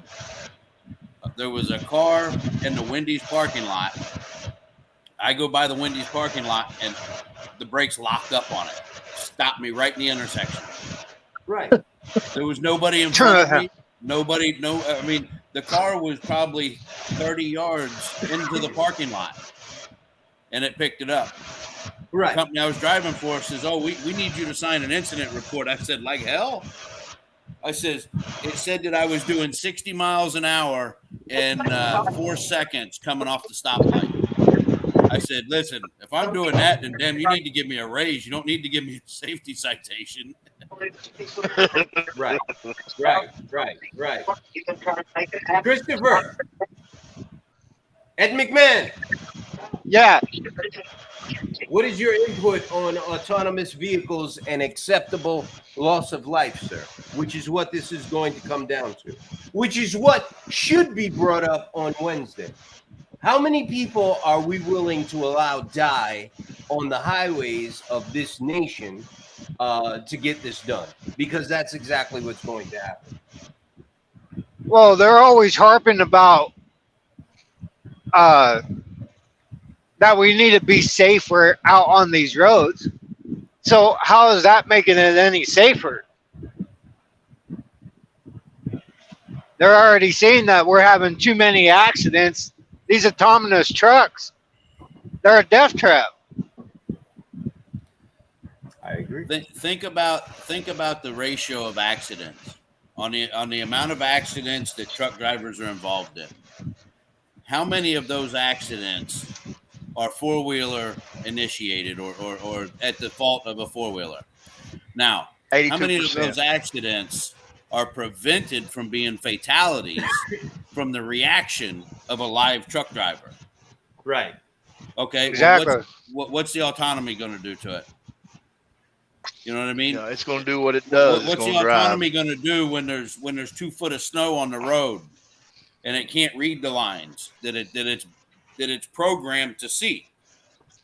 You know what I mean? I got a better one for you. What about the time that they don't announce a construction zone on their little parameters, and some bitch just goes right through and wrecks through everybody that's trying to do a new road? And kills the construction workers. Mm-hmm. Yep. You know, it's Well, all it's about construction safety workers. until it doesn't fit their agenda. Well, it's construction workers. That could be construed as an acceptable loss of life. What about the family in the car in front of them? Well, you see, now that's going to become a legal issue. They're going to bring the family into the lawyer's office, and he's going to calculate how much that person that died would have earned over his life had he not been killed by an autonomous vehicle. That brings me to that. Then They they're should- going to make, And it's going to make our insurance go up. they're Yep. going to make a settlement offer to that family based on that number. But see, That's what they did with me. they should do what they should do is what that person could have made. So Yeah, that's take what they do. Donald Trump and what he makes, because you could make that kind of money, right? Okay. No, they don't do. They And then don't do just it. time that out. Yeah. No, they don't do it. They don't do it. I know what they do, but that's what they should do. They should Yeah, take it's into pretty- consideration that every person could make as much as George Soros does. Yeah, they don't do it like that. It's, Perfect example it's here. Perfect Just saying. example in an on- instance it's in based an on real- autonomous truck.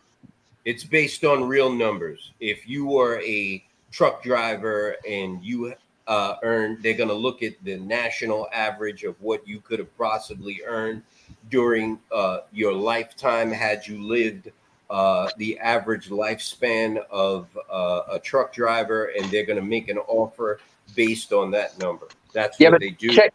Check this out, Mike. Oh, Warner, C.L. Warner was a truck driver. He started out with one truck. I'm just saying. I mean, Look at Estes Express. yeah. I mean, You know, you think insurance costs are high now? How will they be when the cost of is outrageous to repair after an accident with all the required technology? Insurance has already started limiting coverage on the newer vehicles due to the cost of all the sensors. It's hard to insure a Tesla now. I don't care. I agree. What I will say is that insurance is out of the hands of the federal government, and that is in the hands of individual states. I know it's a messed up situation, but depending on your state that you live in, insurance could be a pain in the ass, or it could be workable, or it could be great. So, what I normally do is I frequently change my filing states. So that might be something you want to look into. It works for me. It'll work for you, but that might be something you want to look into, because the insurance issue is, in my opinion, a very difficult one because it's regulated by individual states. 127 miles. Jamie, Yeah. sorry I caught you mid yawn. What Yeah, is your I take on was, the autonomous vehicle situation? like I said, I've operated a couple of vehicles, and I was very not in with them. To me, they're dangerous. I've been in situations with them that's put my life in danger uh, multiple times, and I actually brought it up to the safety man there, and told him. Well, he says, "Well, I don't know how it's going to react in that situation." I said, "Ain't you over safety? You know what I mean?" "Oh, I don't know." I brought it to him. He said, I understand what you're saying. I see what you're saying." I said, "Dude, Right. uh, yeah." So, I mean, when you ask a safety man at a big company, corporation, the head over safety, how it's going to react or what it's going to do, and he says, basically, "I don't know. There's a problem, brother." I'm just doing what I'm told. That's what he's trying to tell you. Yeah. From the desk of Albert Hershaw, to Congressman Rep. Second District, New Jersey, Jeff Van Drew. From Albert Harshaw, the upcoming meeting on transportation and autonomous carriers. To the esteemed Congressman from the Second District, New Jersey, and service as Committee Vice Chair, Jeff Van Drew. It is to my understanding and verification of witness list for the hearing that no entity or person representing the independent owner-operators and carriers are invited to participate in this hearing. It is these individuals that I write about. While it is noticed that the ATA will be represented at this hearing, it should be known as point of fact that they only represent the mega carriers. Those are carriers of fleets of trucks from 50 through 1,000 trucks. These are corporate carriers. They are not independent carriers. Independent carriers are those small business owner operators of 1 to 5 trucks. Those are represented, to just name a few, by NOAA, SBTC, and OOIDA, just to name a few, and there are more. Please have correctly represented that while those in government claim driver shortages, that in fact there are, as of 2021, a quantity of drivers. Of this date of message transmission are upwards of 3.9 million in the combined in the United States of America. Please take note that as of today also, that with the United States, we are, since January through September, now 100,000 less drivers because of a combination of factors, such as foreign IP interlopers hefting 30 to 60% kept and not paid to carriers. Oh boy, Mr. Albert Harshaw. Foreign IP interlopers hefting, anybody say surge transportation? Hefting 30 to 60% kept and not paid to carriers, and then filing under chapter 11 and 7 and other bankruptcy schemes. that those carriers had no choice but to close up shop. More of these victims are to be had in the coming months. I would also note that I would also like to note, I'm sure that meant to say, that it would be asked at this meeting, since many will be there, that this would be a good time to call up also Robin Hutchinson of the FMCSA, and he put her address and both of her phone numbers here, just in case they didn't know what it was, and open up a dialogue to get transparency done. This transparency would be a far greater help than the far-flung fantasy of driverless trucks carrying 80,000 pounds of material at 75 miles per hour along crowded and populated highways and roadways that need an equivalent length of a football field to stop, without discernment between a deer or a child in the road.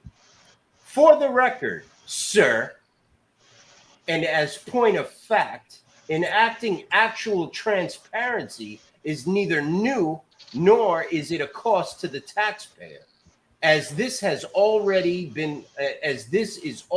a law that is not to the detriment of motor carriers. You can find this pre-existing law in the 49 CFR 371.3. Your attention and deliberation on this would be most appreciated and respected, as many of an American way of life is on the line in these hearings. It should also be noted that while our founders' principles at large was representation, and yet here in this hearing, that is about to be had, and maybe through overlook, through zeal, and achieve some kind of reform, that these important taxpayers and equally important voting bloc are in fact not represented and therefore disenfranchised, duly seek remedy through your esteemed office and opposition as vice chair to hear their plight and take up their suffering and help to give them equal voice in this hearing. While true that I, Albert Harshaw, am a current candidate in this current cycle of elections, I am also a citizen whom spent decades serving our country, from firefighter to military service. Thank you for your service, sir. And here serve this plight to your esteemed personage as a patriot citizen to another citizen in honest fervor for a balanced scale in this matter. I look forward to hearing back from you on this matter prior to the hearing of this Wednesday. And you may, with all haste, call me. And he put his number there. I'm not going to repeat it. Sincerely, warm regards, Albert Hershaw. That is a letter I received today from Albert Hershaw, which was sent to Congressman Graves, chair of the chair of the Transportation Committee in the House, and also sent to Jeff Van Drew, Congressman, and he sits on the Transportation Committee in the House as well. Comments? I'll start with you, Sean. Shane. Sorry, that was a long letter. A little out of it. Shane. Now, there's a couple points in that letter that, you're talking about the autonomous. I mean, it's definitely an issue, but the fact that the ATA is there, okay, yes, the ATA needs to be there because they're representing the mega carriers who have a vast majority of the accidents on the road. That is true. So Very yes, true. The autonomous may in fact adjust that, but you have your independent carriers who take a little bit more pride in their work and a little bit more careful because they're the ones flipping the bill. They're not self-insured, and they're more of a professional entity. So, aside from that, I mean, it's with the fact that they're not allowing anybody in. That's kind of a smack in the face in the first place. The fact that you're allowing the ATA in, that shows that they're leaning towards that because of the mega carriers. Now getting back to what I was saying about the TIA, and you brought up Surge Transportation, how he was able to, screw over all these carriers. Well, why was that? Because he was a member of the TIA, and they weren't allowed to report him in the watchdog. Right. Shane, very good work, sir. Very good work. Also, what sense does it make to have a company authorized to do business and generate $12 million in debt, but only have $75,000 bond to protect against loss? How does that make sense? Well, not only that, but now you have to make everything to pat everybody on the ass and rub them on the head and send them on their way. Okay, well, we're going to let Triumph. We're going to let them settle the issues, and you'll agree to pennies on a dollar. That'll make everybody okay. That's horse shit. Right. That's horse shit. Right. I agree. And I just got another email from somebody who's owed money from Surge asking me what they should do. And I don't know what to tell them. And I got another one from another broker, another carrier today. I'm not even going to read this one.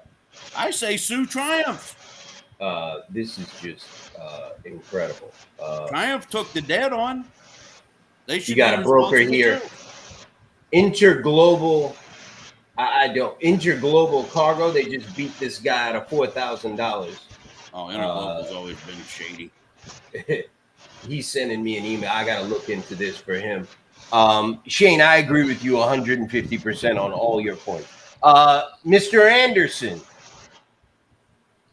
What's up, bro? I thought you were frozen again. I don't know how you do that. It must be some sort of talent. Do you hunt? Matrix. You must hunt a lot. How do you stay frozen like that? You must be an excellent hunter, bro. Man, I was just sitting here, got that 1,000-yard stare. You know what I mean? Yeah. First and foremost, for the next Twitter. No, I'm not. I'm not thinking about Twitter right now. I want first and foremost, I want to say thank you very much, Mr. Hershaw. This dude has been awesome with us, awesome for us, man. He's devoted. He's engaged. Couldn't ask for more. He's awesome. He's a good friend to have. I mean, just the time that he's taking and putting in this and researched and everything, it shows a lot about the man. You know what I mean? I love him to death. But he's on point on all of it, But I mean, this goes back to show you how deep the collusion runs, because that's what it is. TIA and ATA didn't want nobody there but TIA and ATA. See what I'm saying? That's how deep the collusion runs. You've got load boards, freightways, people connected. They're all in this together, man. We proved it. They just proved it themselves. They prove it every day, bro. They put stuff out every day, man. I mean, Congress just proved it themselves. Jamie, you are 100% correct, sir. And I think that is a very important point to put out there. When you look at the members, when you look at the witnesses that are going to be giving testimony on Wednesday, it pretty much says it all. It's a bunch of bullshit, man. They got a bunch of people on that panel that are going to say exactly what those congressmen want them to say, so they can get this pushed through. They have no real opposition there. OOIDA. It's all about was the not narrative, Mike. invited. Right. OOIDA, who is pretty much like having no representation, but at least you have some, right? OOIDA was not invited. This is very, very serious. This is very serious. They are trying to take you out of your truck. Wake up. I know. They are trying to take you out of your truck. If you don't care, that's cool. Maybe you're going to become a landscaper. Maybe you're going to become a lawyer or go back to school and become a doctor. I don't know. Maybe you're a basketball player and you have some talents. Maybe you're going to go join the Knicks. They need help. Maybe you're a football player. I'm sure Aaron Rodgers isn't going to be there long. Well, hey, I'm telling you right now, the Giants need some help, brother. Did you see what Cowboys done to them Giants yesterday? Listen, if you do not plan on being a truck driver as your career, stay quiet. Keep doing what you're doing. Keep See how Mike went around that one? That's going to get you somewhere. Keep hating me. But these people are actively trying to get you out of your truck. While you're doing all of that, posting pictures of load boards, loads on load boards, and whatever, they're thinking of ways to get you out of your truck. They've been doing this for 43 years, since the Motor Carrier Act of 1980. But in the 70s and 80s, the technology wasn't there. In the 90s, they started working on it. Now, here we are in 2023. They have the ability today to get you out of your truck. That's pretty dope. I know. It is your choice. That's the issue. There's a whole agenda here. I mean, look. All right, Warner the other day, the CEO of Warner, blatantly said, you know, we're surprised that the independents have lasted this long. You know, the only people that can afford these autonomous trucks are the megas. Okay, point blank. No independent that I know of can afford $600,000, $700,000 for a truck. I mean, you're looking at taking the drivers away. You know, it's fitting the investments of some of these larger individuals like Pelosi and them that invested all this money into these vehicles. You know, what these big mega carriers don't realize is that, you know what, they're losing a lot of their revenue when this all comes to fruition. If this were all to come in and fall into place like they want it to, all of their lease programs are gone. That's where they make most of their money. The rates are, you know, they're hauling for pennies on the dollar now. They're not mysteriously going to up the rates because they got to pay more for a truck now. No. The government's going to cap them and cut their feet out from underneath them. They're not going to raise the rates until all the owner operators independents are off the road, and then they will start killing everybody on the rates, and that price of everything is going to go through the roof. No, they won't. No, they won't, because they're never going to give those rates to the carrier. The rates are going to stay where they're at, up in the admin and to the people in control. They'll never give those rates to the carrier. They're letting the freaking megas believe that that's where the money's going to go, but that ain't where it's going to go. No, it's not going to go to the carrier, the person driving the truck, but it's going to go to these big companies. There's not going to be anybody driving the truck. There's not going to be anybody driving the truck. Do you think when they corner the market and they have no drivers, that these big mega carriers that are left, 8 or 10 of them, however many of them there may be, that they're going to continue to move the freight at the rates they're moving now? No. They're going to have no choice. They're going to have no choice because they're going to have them by the short hairs. I don't see They're going to have complete control of the supply chain. You know, and you know, all of this is very possible. Whether either of your scenarios, it's very possible, and that's the point, right? That's the I want to scary move part. on. It is, and the scary part is we have precedents. Yep. Not of autonomous vehicles, obviously, but we do have precedents. You can look at the Uber scenario. Do you remember when Uber first started and what happened in New York City? Taxi yellow cab drivers were going in front of City Hall and pouring gasoline on themselves and lighting themselves on fire because they couldn't make a living because Uber was cutting their throat. They were killing themselves left and right.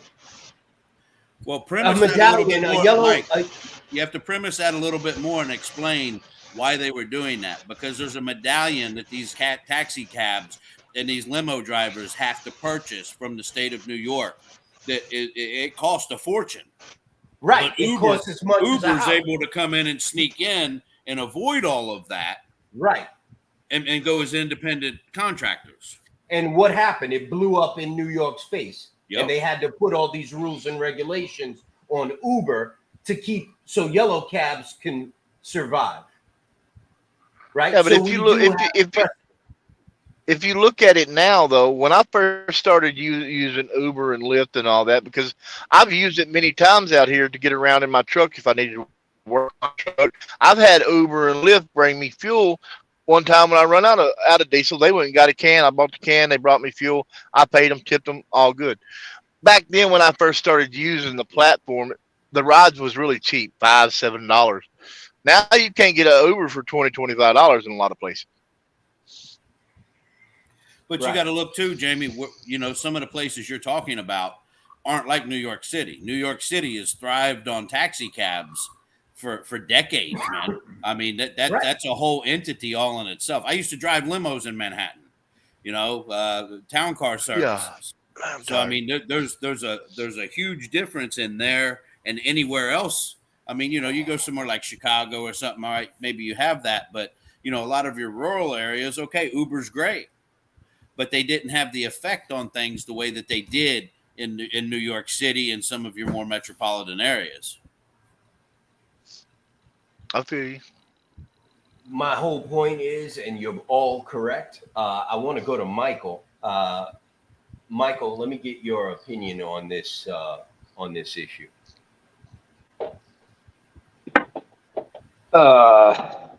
I agree with Jamie. I think that when they corner the market, you know, that it's the mega carriers that make the price. People need to understand that. It's the mega carriers that make the price. That falls down to the broker.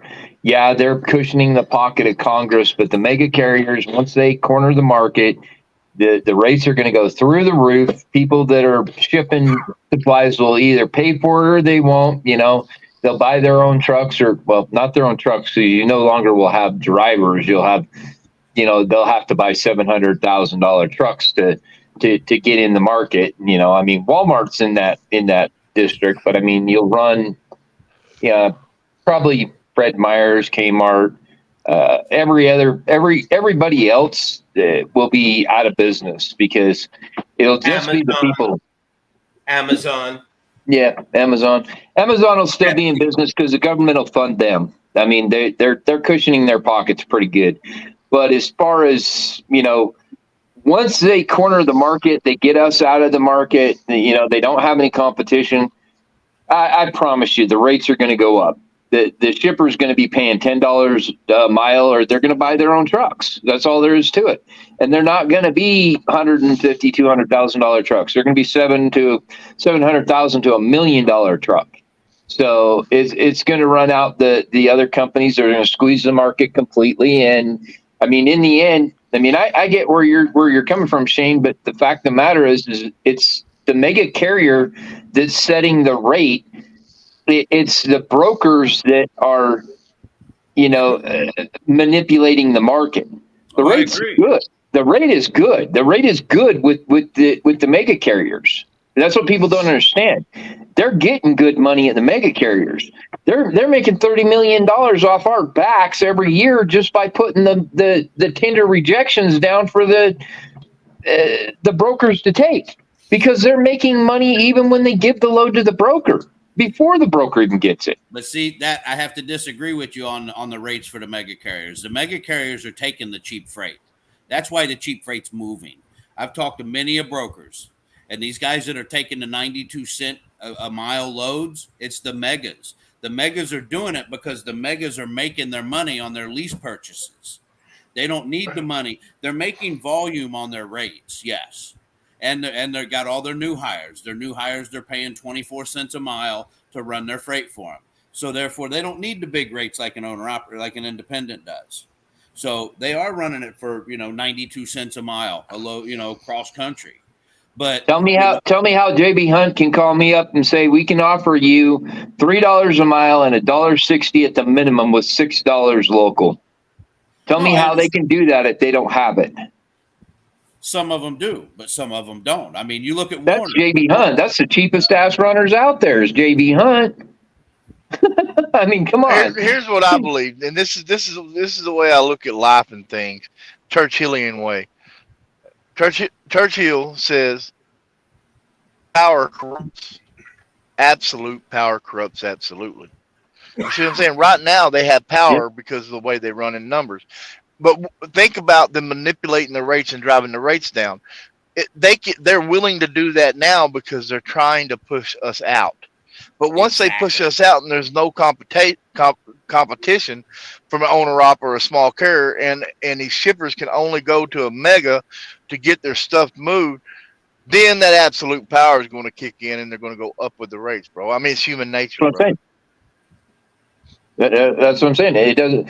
But people that think that these mega carriers are running for that cheaper rate, I got oceanfront property. I'll sell you. It's dirt cheap. It's right there, square in the middle of Phoenix, Arizona. I mean, I swear, because even the mega carriers are saying they cannot survive on the rates that are out there right now, and they're getting better rates than what we're getting.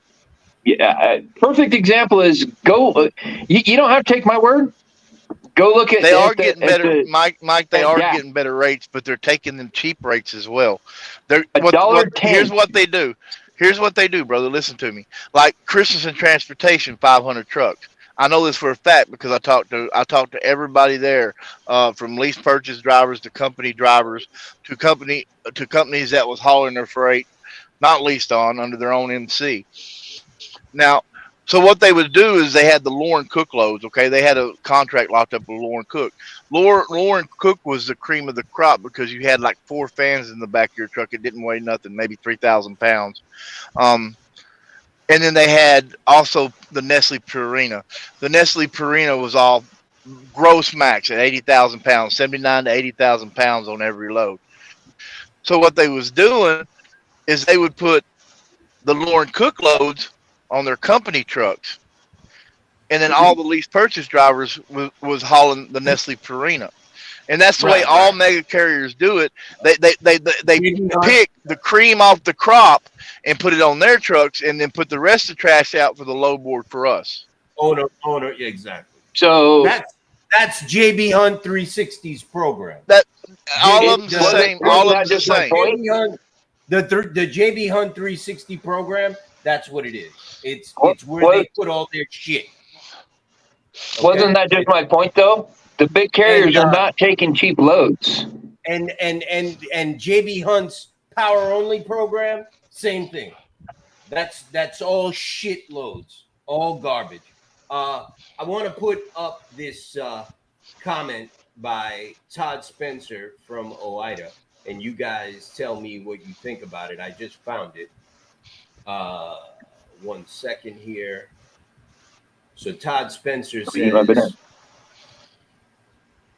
Todd Spencer, president of the Owner Operator Independent Driver Association, which is the only association 100% committed to representing truck drivers. Okay. Put it best. Bullshit. Mega carriers can hardly wait to replace millions of American truck driving jobs with autonomous trucks in order to save a buck. The fact that the House Transportation and Infrastructure Committee would hold a hearing to highlight autonomous trucks in the middle of National Truck Driver Appreciation Week is a kick in the teeth to hardworking men and women behind the wheel who keep America's supply chain running every day. We cannot let such a galling move as this hearing go unnoticed and unchecked. Those behind it likely won't bat an eye, much less apologize. Accountability, he says. That's another word I want to add to the list. Make no mistake, lawmakers work for us. Well, they definitely work for you. You pay them enough. And this committee especially works for truckers. That's a joke. Its members would be well served ahead of the next election. Ooh, to remember that. Ooh, ooh, ooh. That's a threat. I'm reading between the lines, man. Todd is. Yo, that's a threat. That's a threat. He's upset because he didn't get his position. Yeah, he Well, didn't yeah, get look how much invited. money he paid for it. He paid Hey. a lot of money for that position, bro. Hey, and they just didn't invite him to the hearing. Could you imagine if it was worse than that? Woo! Hey, y'all.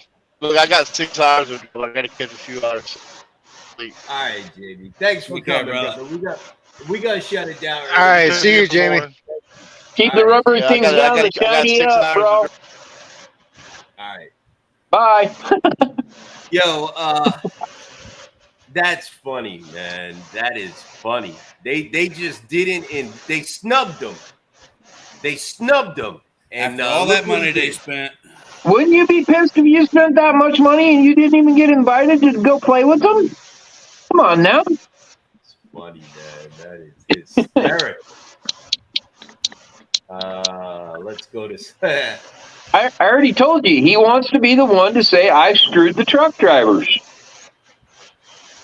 Fuck Todd Spencer. He's a fucking joke. I agree, Justin. I still want somebody to come on and enlighten me as to one thing OOIDA's done to positively affect the independent trucker. That's karma, Todd. Aside from $50 insurance, you know. I got you. I agree. Shane. Christopher, Mr. Ed McMahon. Yeah. Your take, What's sir. up? Your take, sir. So I think it's bullshit that they're not letting anyone in except TIA's invited, right? No. No? Okay.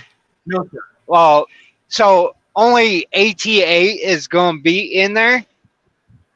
Give me So- 1 second. I'll tell you who is going to be there. Conflict of interest. You have the founder, chief executive of Aurora Innovation. I'm sure that is a alternative vehicle company. You have Jeff Farah, executive director, autonomous vehicle industry. Chris Spear, president, chief executive officer of ATA, and Kathy Chase, president, advocate for highway and auto safety.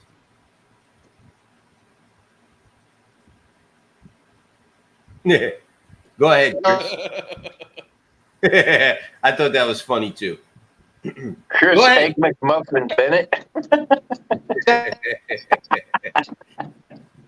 Nice. Chris, Egg McMuffin. we lost you. Yeah, he's froze. We lost He you. gone. You know, we having some connection issues tonight, and I think we had a good night. We had a lot of fun. We're 2 hours and 11 minutes almost into this. It's still early, so we all have a little life left in us. Why don't we get to some final thoughts here and shut it down? What do you guys say? Sounds good. Sounds good to me. I think we need to get a petition going and get, our members and people to start signing it, get it out on Facebook, get it out everywhere, and get that shit to them by Wednesday morning, just so they know that we see what they're doing. Hey, let me ask you something before we go. I got a question, and this is a public service announcement. Has anybody seen that guy? Nope. If you've seen him, please let us know. I mean, we're concerned about his whereabouts. This guy, he used to have a show called Mother Trucker. I think his name is Alex. If you see him anywhere, please let us know. We're only concerned about his whereabouts. We have not seen him since around March 6th when we announced the boycott of TQL, JB Hunt, and CH Robinson. And after that day, he just disappeared. We thought we might have spotted him at the Texas Trucking Show, but it turns out it was someone who was making believe they were him. It was an imposter because he totally ignored us and made believe he didn't know us. So we realized that probably wasn't the same guy that interviewed us on March 6th. But if you happen to notice, know where he is or his whereabouts, send him a message and tell him the National Owner Operators Association and Mike from WM On Time Trucking LLC is still here, and we're just concerned about his whereabouts. Just a public service announcement. Thank you. Go ahead, Michael. I was just going to say, I haven't seen him since we first started this. I mean, that was the last time I seen him. But I do believe that somebody might have called him and said, hey, if you have them NOAA guys on again, we're gonna downgrade your ability to get out there. And we know you care more about the money than you do the actual movement. So, I mean, you better follow what we're telling you to do here, because if not, you're not going to have all them followers, because we're just going to make them disappear. You want to hear some funny shit, Mike? After this show, you know what he said to me? He said, yo, man, there's a lot of people out there saying that I don't care about truckers and I don't respond to people and I don't have you guys on the show. Tell them that I'm here and I'm here for truckers. And anytime they want to talk to me about any issue, I'm always available. Make sure you get that message out there from me, Mike, okay? I said, no problem, brother. I got you. I'm definitely going to let everybody know. And guess what? I put a post out there letting everybody know that. And this guy has not taken my phone call, answered any of my messages, any of my email, any of my text messages, nothing since this interview. Nothing. A few times he answered me back with one word, like, cool, great. You know what I mean? But other than that, that's it. And we started an entire movement pretty much based on this interview. You got we him started followers. An entire association based on this interview right here. He has not responded to me one time since this interview. It's almost like he resents it, right? Well, I think somebody, I mean, just to be fair, I think that somebody came in and said, if you want to keep on making the money you're making with the following that you're making on my platform, you're not going to have them on your show again. I mean, honestly, you just got to give him credit. He is out for the money. He's not really there for the movement or for the truckers or for anything really other than to line his pockets. I mean, you've got to be fair, Mike. You got it. Be fair. He posts a lot of misinformation too. Hell yeah, he does. Anything that they tell him to post. Never been a fan of him. Anything they tell him to post, brother, he gets it right out there, right quick. I want to say something. The National Owner Operators Association would not be here had it not been for him. Bullshit. I don't think so. Honestly, I really don't. You had one jump. You had one jump right at the beginning, and we jumped. I'll admit, we jumped like 8,000 members, right? But his show doesn't keep on getting us members. That's me. That's you. That's Sean. I agree. That's Chris, right? The members is one thing. The message is something different. You know what I mean? And he just refuses to put our message out there. You know what I mean? He refuses to acknowledge NOAA, and he refuses to get our message out there. You know what I mean? And that's two-faced, and that's wrong. I don't care what you think about me. That's fine. If you don't like me, that's cool.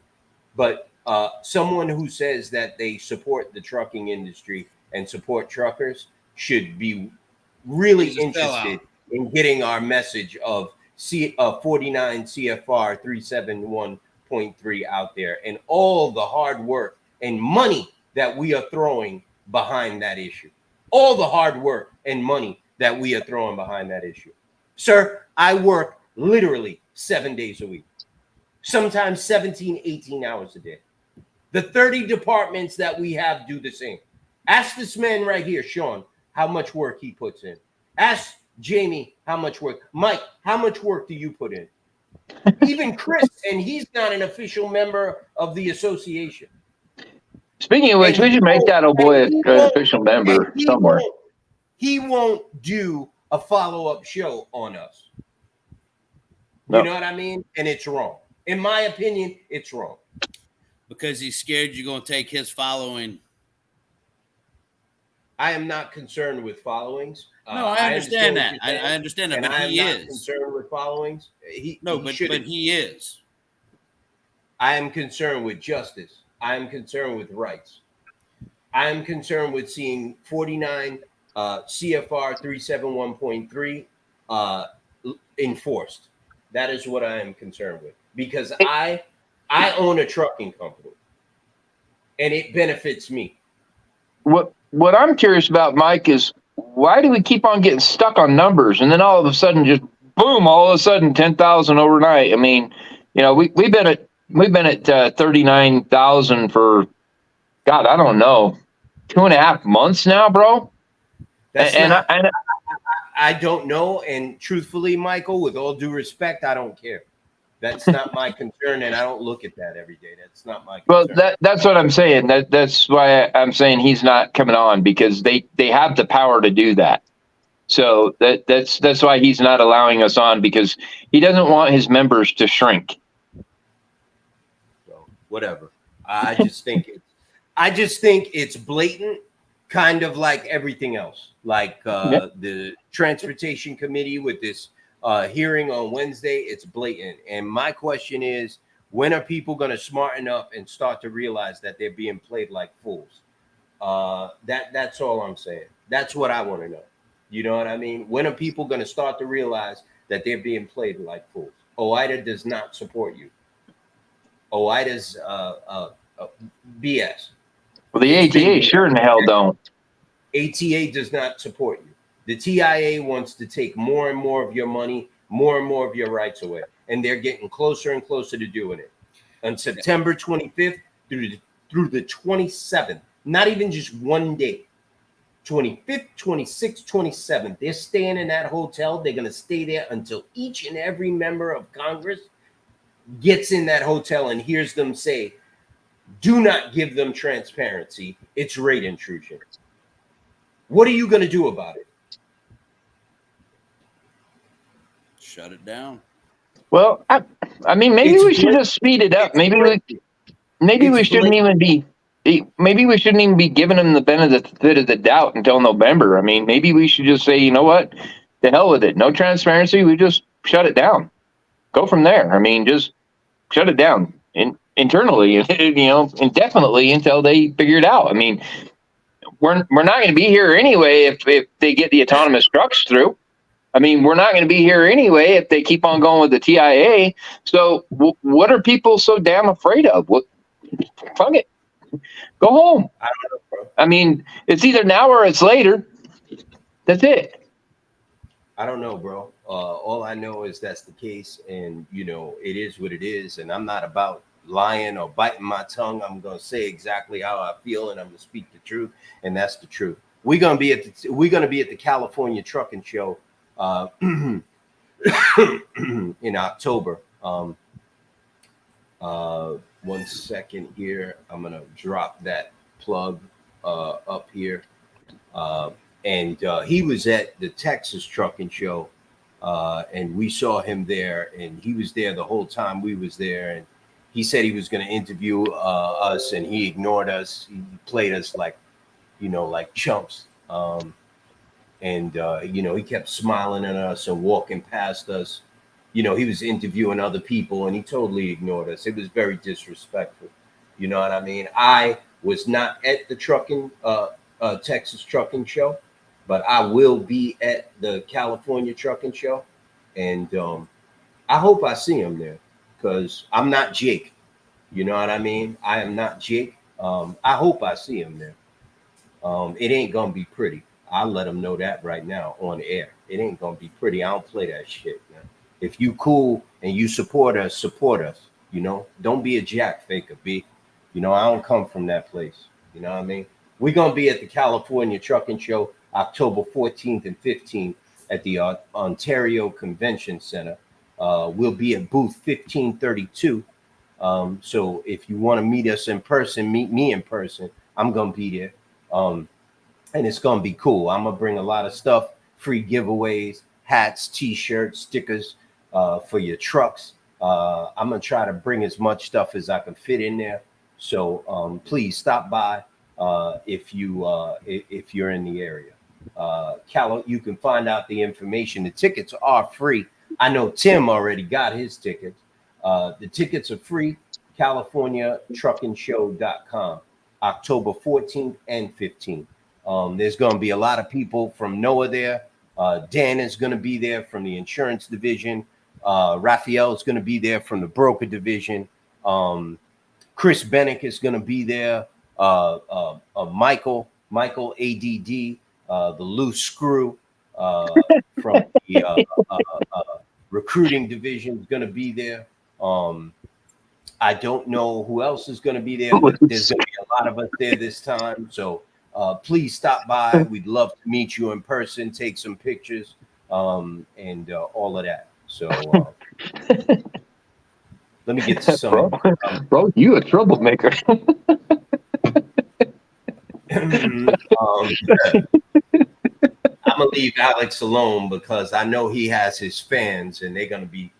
If they didn't hate me before, they definitely hate me now. So let me leave this dude alone. It's just funny, man. You know, I'm a square peg in this business trying to fit into a round hole, man. I'm not these people's. I'm not. They don't want to deal with me, man. I'm in the ghetto. They call people like me thorough. You know what I mean? And I'm proud of that. You know, I say what I mean, and I do what I say. You know, and loyalty is important. You know what I mean? And if you're not a man of your word, you're not a man. I come from a place where people die for very little. I've seen it with my own eyes. If you're not a man of your word, you're not a man in my eyes. And that's how I was raised. Your word is all you are to me. And that's that. I'm a park that shit right fucking there. That's that.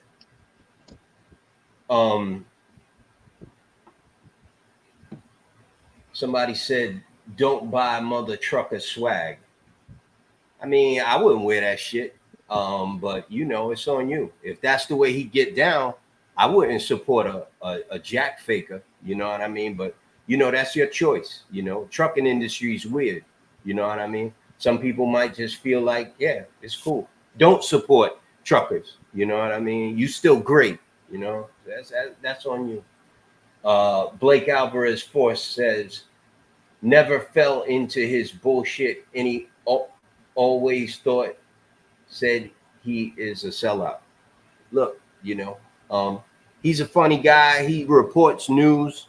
I agree. Some of the news he reports is interesting. Some of it is just trash. You know, I see reports on prostitutes at truck stops and, you know, stuff like, I'm not interested in that. You know, I think that's stupidity. I'm not interested in, what do they call them? Lot lizards or some shit like that. I'm not interested in that stupidity. You know, I'm a grown ass fucking man. I'm not interested in prostitutes at truck stop. We all know that occurs. That's their business. That's I don't think it's a story. You know what I mean? I think you want a we're story, going you look at where story. those prostitutes came from and why they're being pimped out like that. You know what I mean? Exactly. Yeah, that's the story. You know, I don't like people that talk about problems. If you're gonna talk about a problem, have a solution. You know what I mean? That I like. You know, if you don't just talk about problems to get people to click like or give you a thumbs up or to subscribe to your YouTube channel. You know what I mean? We talked about a problem on his show, and then we came up with a solution, a very good solution, an excellent solution. And he's not interested in that. He wants more problems. You know what I mean? So, you know, it is what it is. I just got an email from our people down in Washington that I need to address. I'm gonna do that right now. I'm gonna get to some more of these comments. Wow. Okay. All right. I gotta read that. I'm gonna put that on the screen tomorrow. I don't know. Can I put this? This is a funny one. Mike, could you read that while I see who?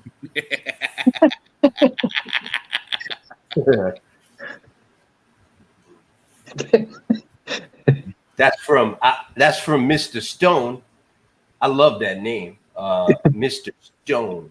Too many pussies out there.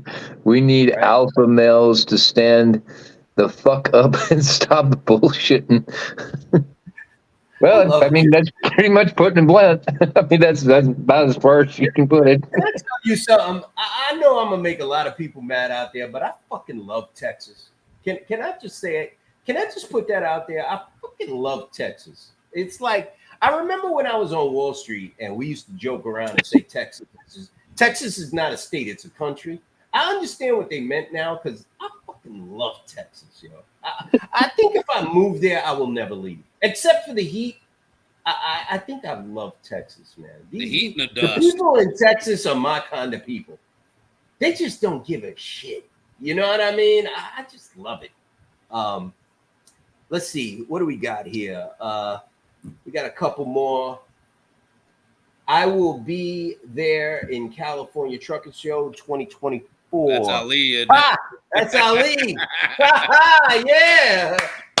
Ali's flying in from India. Oh, is it Pakistan? Ali's in Pakistan. Pakistan. Ali's flying in from Pakistan. My man. Yeah, I'm gonna have a special hat for you, Ali, when you. That's 2024, though. Oh, Ali, I thought. I'm sorry. Well, anyway, yeah, 2020. You'll be there in spirit this year. Okay. AKA he who runs with scissors.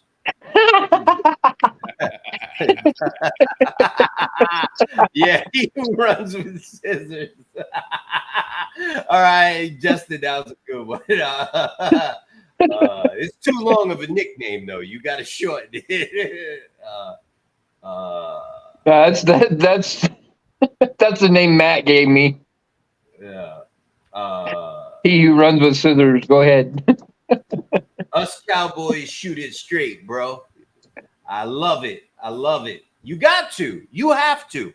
Because people do not take you serious when you are polite. You understand what I'm saying? We live in an age where niceness and politeness gets taken the wrong way. And sometimes you have to be that way. You have to be that way. And I appreciate it. I really do. I'm the type of person where I appreciate honesty. I want you to be honest with me. Don't tell me what I want to hear. If you don't like my ass, just say so. I love it. Fuck you too, and we could just stay away from each other. It's Agree very to disagree. It's a perfect thing. Let me know. That's why I like Russians, because Russians are very honest. Oh, yeah, they don't are. like you. They will tell you, motherfucker, I do not like your ass. And I love it because perfect. No hidden agendas here. No misconceptions. That guy don't like me. Stay the fuck away from him. He stay the fuck away from me. And everybody's happy. Yeah, I'm sorry, Ali. Pakistan. You right. My bad, brother. I'm sorry. Apologies. Laughing my ass off 100%. Everybody's getting a big kick out of this shit. Ha ha ha ha ha ha. But we are both polite and blunt. That is very true. I feel like your politeness is I feel like people from Texas use polite as a threat. And you have to know how to read that shit. They very polite. And when you read into it, they letting you know I will still fuck you up. Behind the politeness. And I like that. You know what I mean? That's why you have to deal with people from Texas with a lot of respect, because the more polite they are, it seems like the closer you coming to getting your ass with. And you got to treat it with a lot of respect. But you know what? I think we had a lot of fun tonight. We covered a lot of stuff, a lot of important stuff, I think. And, you know, we're going to be on Twitter tomorrow with MAGA Mission. Check out magamission.org if you're not familiar. I really think that people need to get on Twitter more. There's a lot of information and a lot of people on Twitter. Jamie introduced me to Twitter, Texas Trucker, and I'm glad that he did.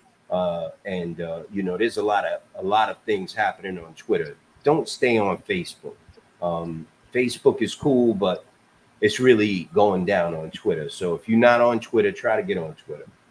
We do Twitter shows 3 nights a week. Tuesday, Mike, what time to start? Tuesday at 11, right? Tuesday, 11 a.m. to 1 Yeah, your p.m. time. Your time, yeah. Eastern time. We do Thursdays 7 to 10, I think, and then we do Sundays 7 to 10. So we're on Twitter 3 nights a week, and of course Eastern time.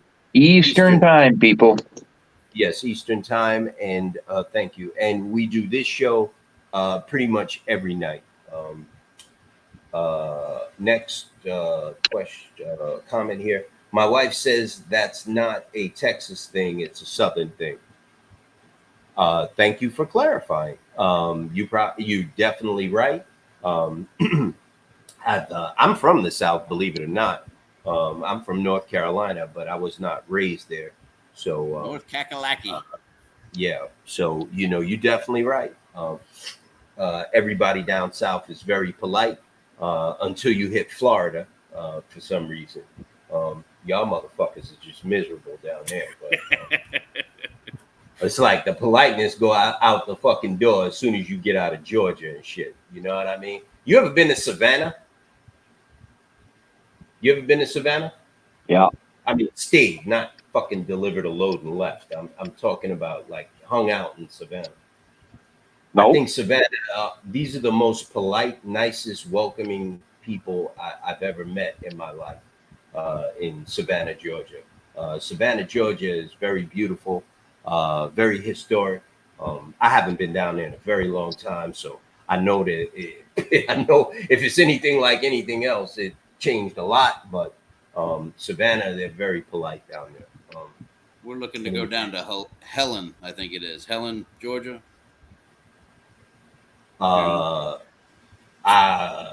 Okay, my wife is hurt by that, Mike.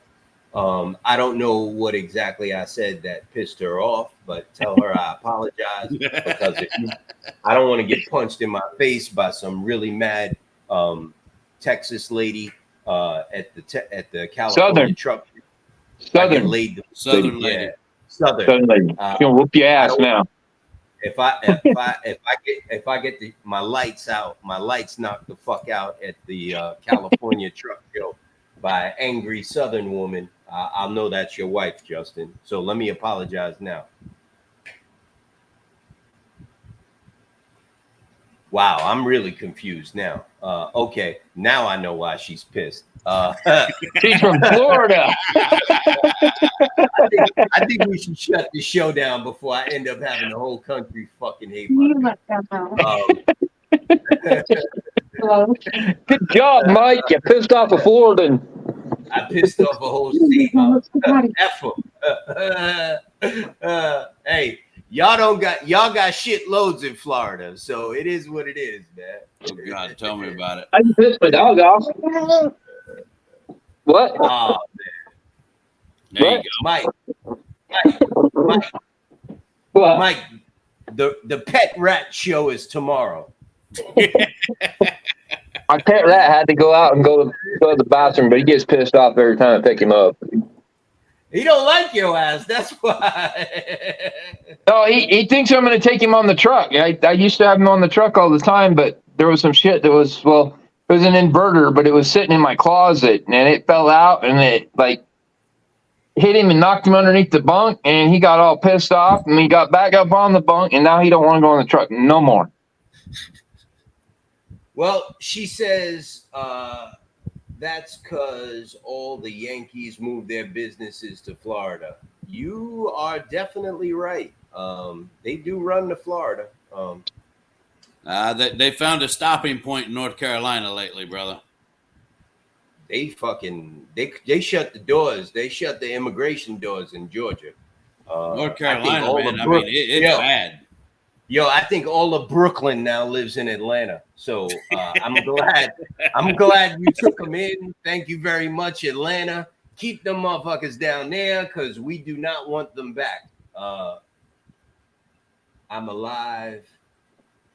I mean alive. Oh, it's Harley. Harley live in his truck. Yeah, that's Harley.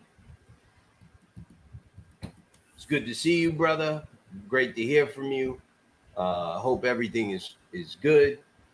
I don't know where the hell you are now. I think the last time I spoke to you, you was like in Wisconsin or something, coming from California. I don't know what kind of runs you be doing, but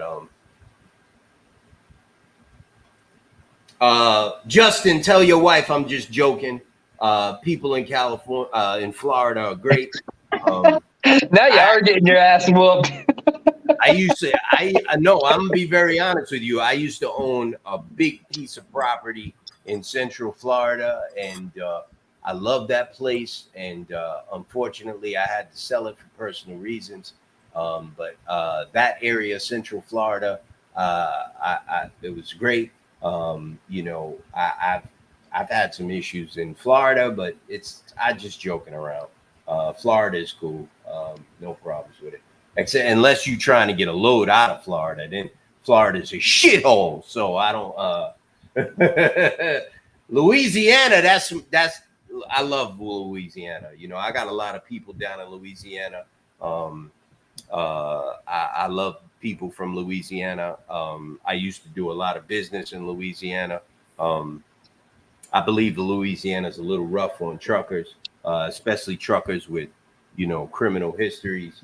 You know, but hey, I ain't no politician. I just think, you know, it's a little unfair down there. I think the freight down there is very heavy, but, you know, it is what it is.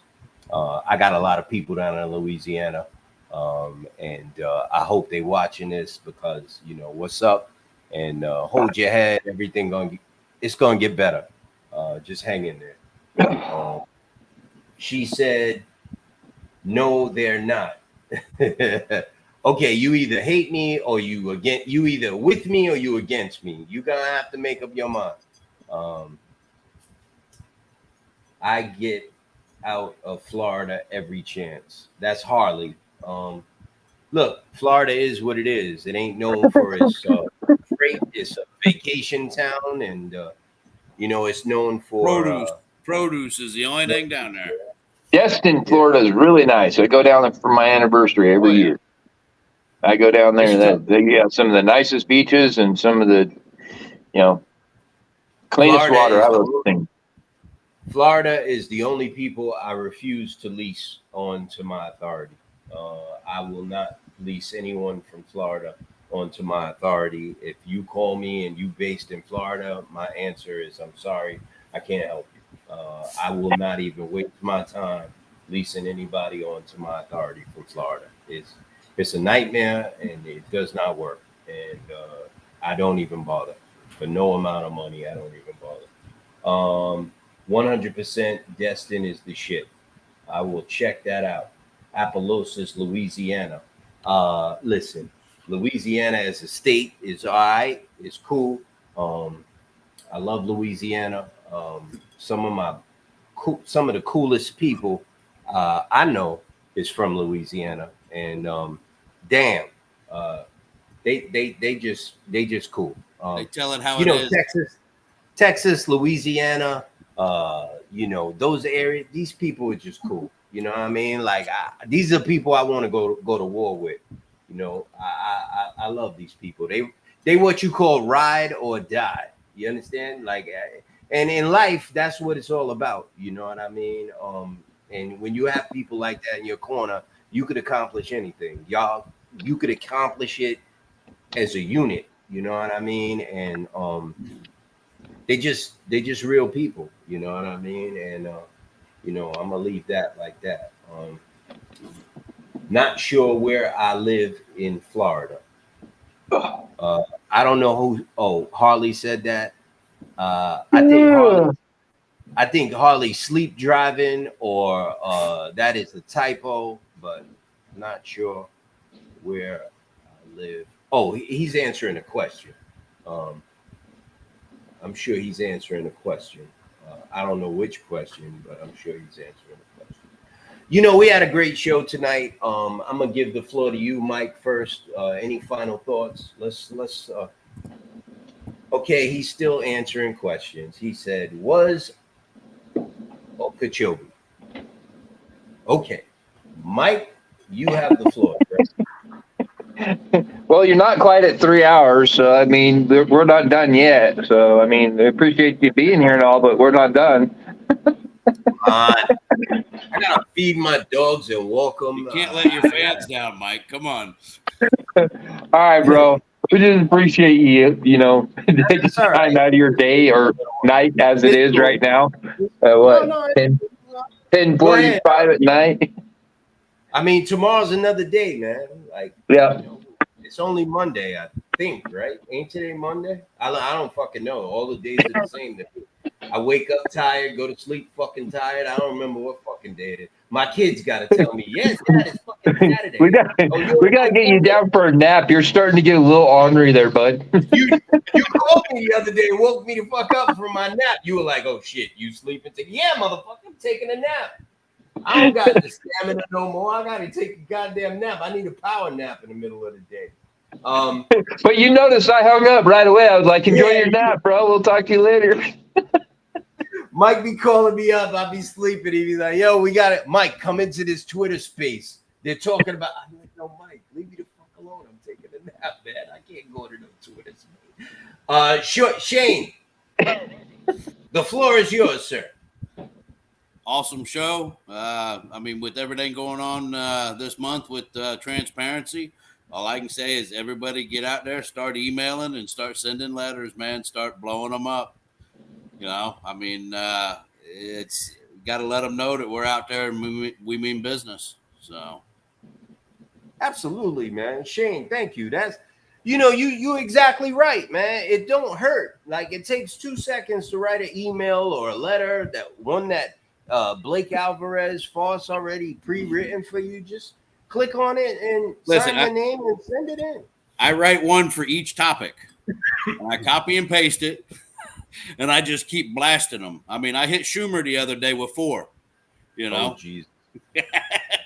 Yo, Schumer is in a battle against Prime Sports Drink. He's very busy, sir. He does not have time. That's okay. I still got an address up there. He's in a war against Prime soft drinks. Really? He thinks kids should not be. Yeah, he's in a very big battle with Prime soft drinks. He does not have time to address trucking issues. Oh, that's a whole big gulp issue up there, huh? Yeah. Next is Gatorade. He's taking them all out. Welch's grape drinks. He had enough. But if it's like cigarettes, if you can pay $15 a pack for them, it's okay then. Yeah. Well, it all depends. How much of that $15 is going into someone else's pocket? Exactly. Okeechobee is South Florida. Okay.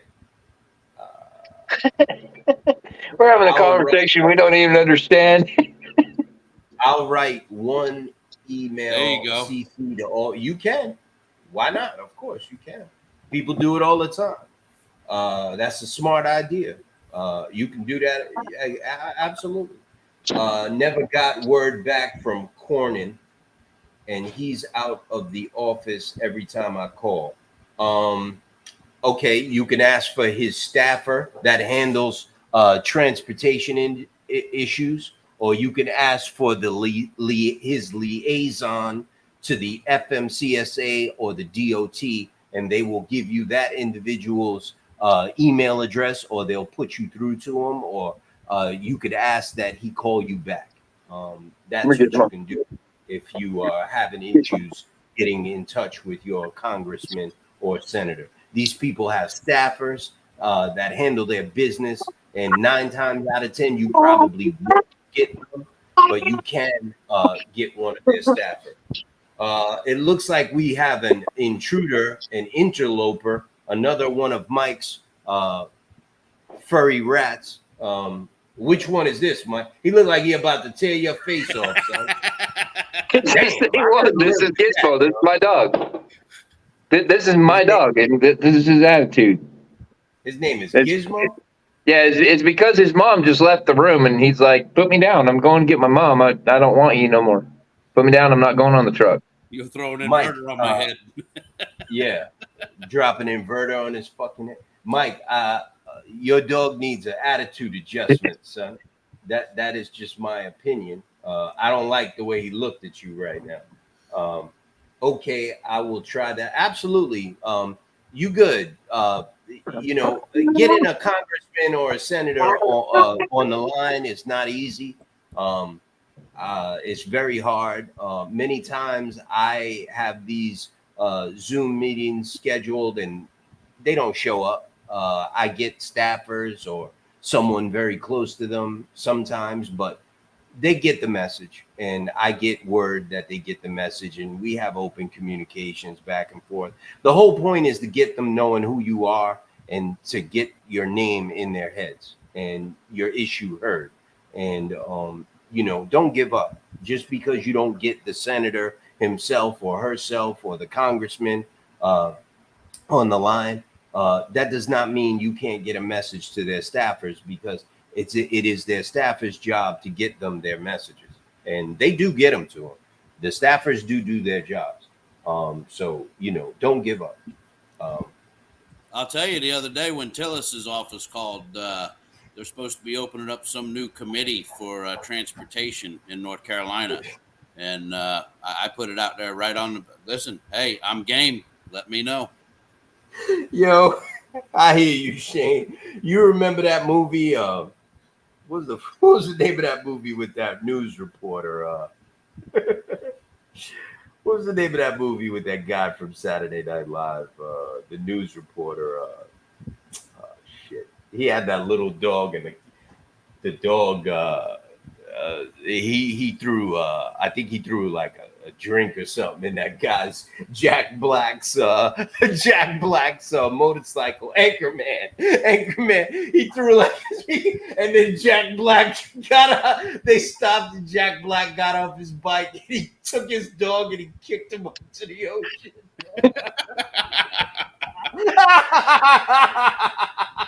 I like my dog. He's got an attitude, but I like him. The dog's name was Baxter.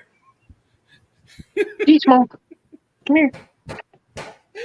Oh shit, you people are crazy. I gotta get the hell out of here. Anchorman. Jack Black was funny. Listen to him growl. Jack Black should have got an Oscar for kicking that little motherfucker into the ocean. You should have got Best Supporting Actor for kicking that little. Oh, shut up. Is that him making that sound? Yeah. Yeah. Oh God. It was Burrito. Nah, his name was Baxter, man. I remember that. His name was Baxter. Some shit. I'm gonna watch it tonight on Netflix. You got me wondering what his name was. That shit's on Netflix. I'm gonna watch it. What's funny is he'll make that noise right there and then come up and give me a kiss, or he'll come up and roll over and lay next to me or whatever. He hates me, but yeah, I do. Kind of like my wife, she loves to hate me too. I think that's all of our wives. Definitely is. Mike, I think you just rub people the wrong way, personally. I think I already told you, man. It takes a special breed to even like me. So I mean, it is what it is. You right, Justin. He threw a burrito out the window after he lost his job or some shit, and he hit Jack Black, and Jack Black crashed or something. And he got off his bike and he said, "Oh yeah, oh yeah." He said, "Well, check this out." And he grabbed his dog out the front seat and he kicked that little bastard right into the ocean. Could you imagine being that raw and kick somebody's little dog into? I couldn't do that, but that was funny. That was real. I gotta watch that movie tonight and laugh my ass off, man. It's gonna be funny. No, you got to go to bed, man. You don't get any sleep as it is. I usually get to sleep around 2:00. That's usually around the time I shut it down every night, around 2:30. You know what I mean? And then I got to get up at 7 because I got to take my kids to school. You know what I mean? Gotta So you know, decompress. I usually, yeah, I got that crazy alarm clock. You know what I mean? But anyway, that would be me. Listen, Justin, you are. You see what I'm saying about y'all from Texas? Sleep, never heard of it. See now, Harley, that's scary. You need to pull that truck over and go to sleep. Let me see what else we got here. Oh boy. Hello, Michael. I'm booked solid in the AM. You want to try Friday afternoon or push it to next week? No. Hold on one second, fellas. I can do it Friday at I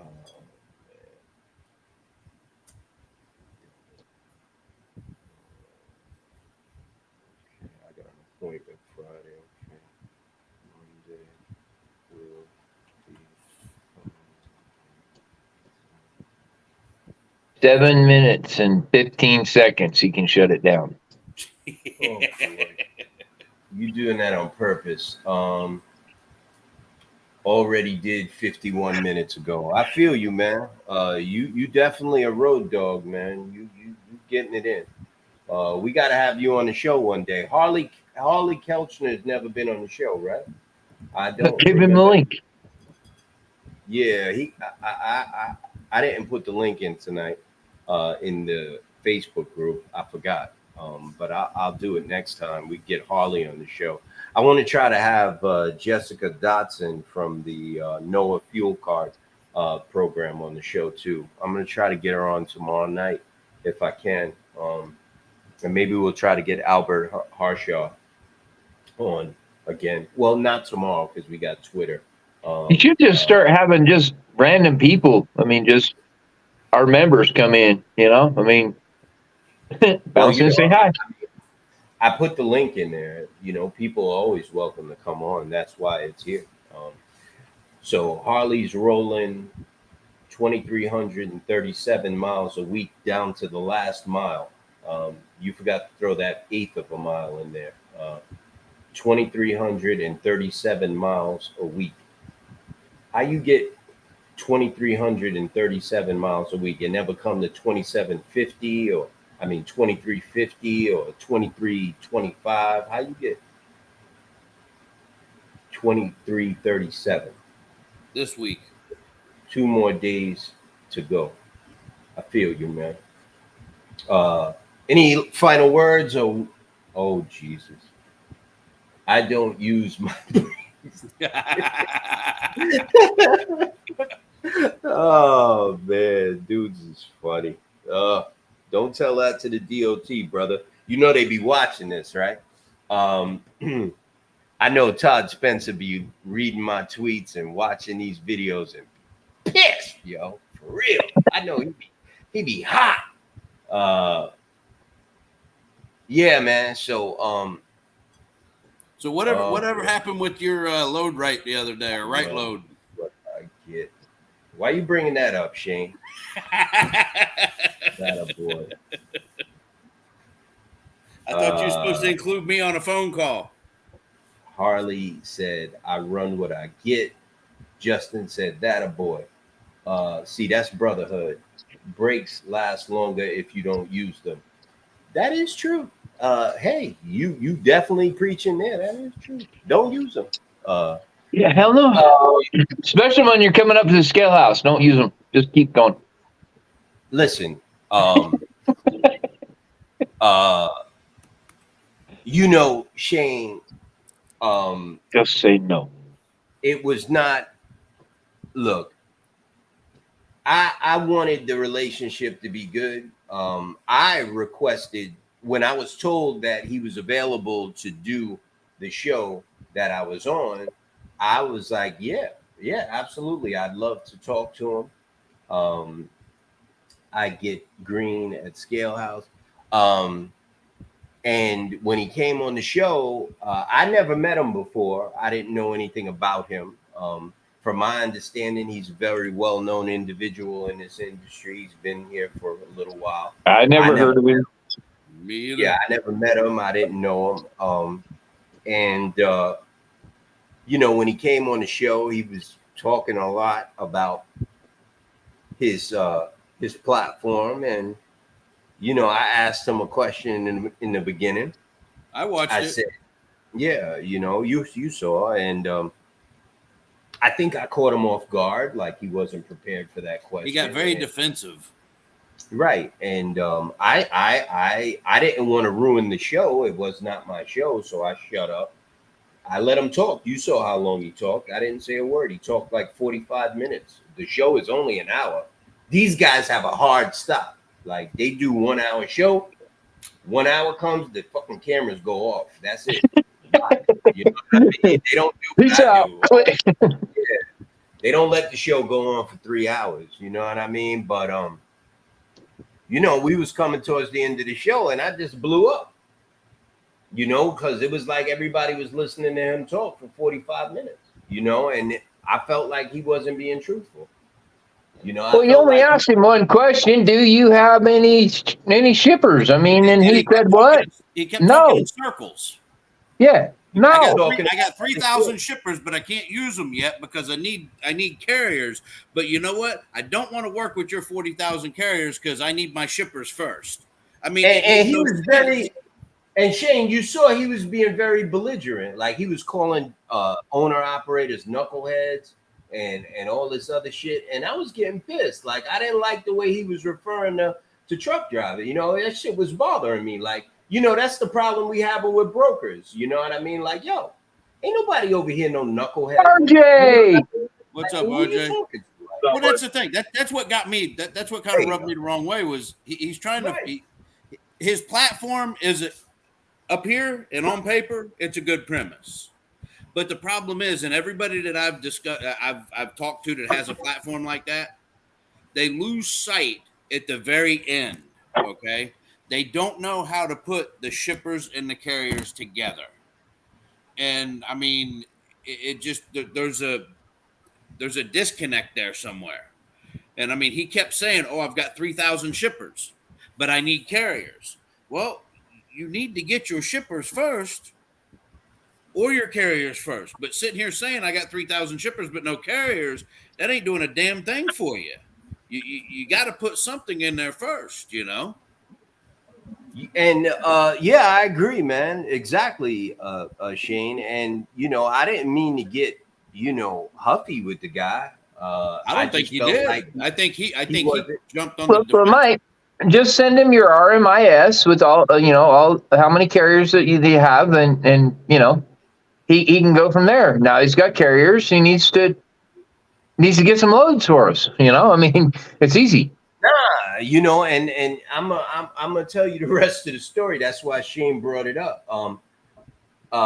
Blake was on the show, and she was trying to log into his website while he was doing the show, and she posted that she couldn't get in the site. I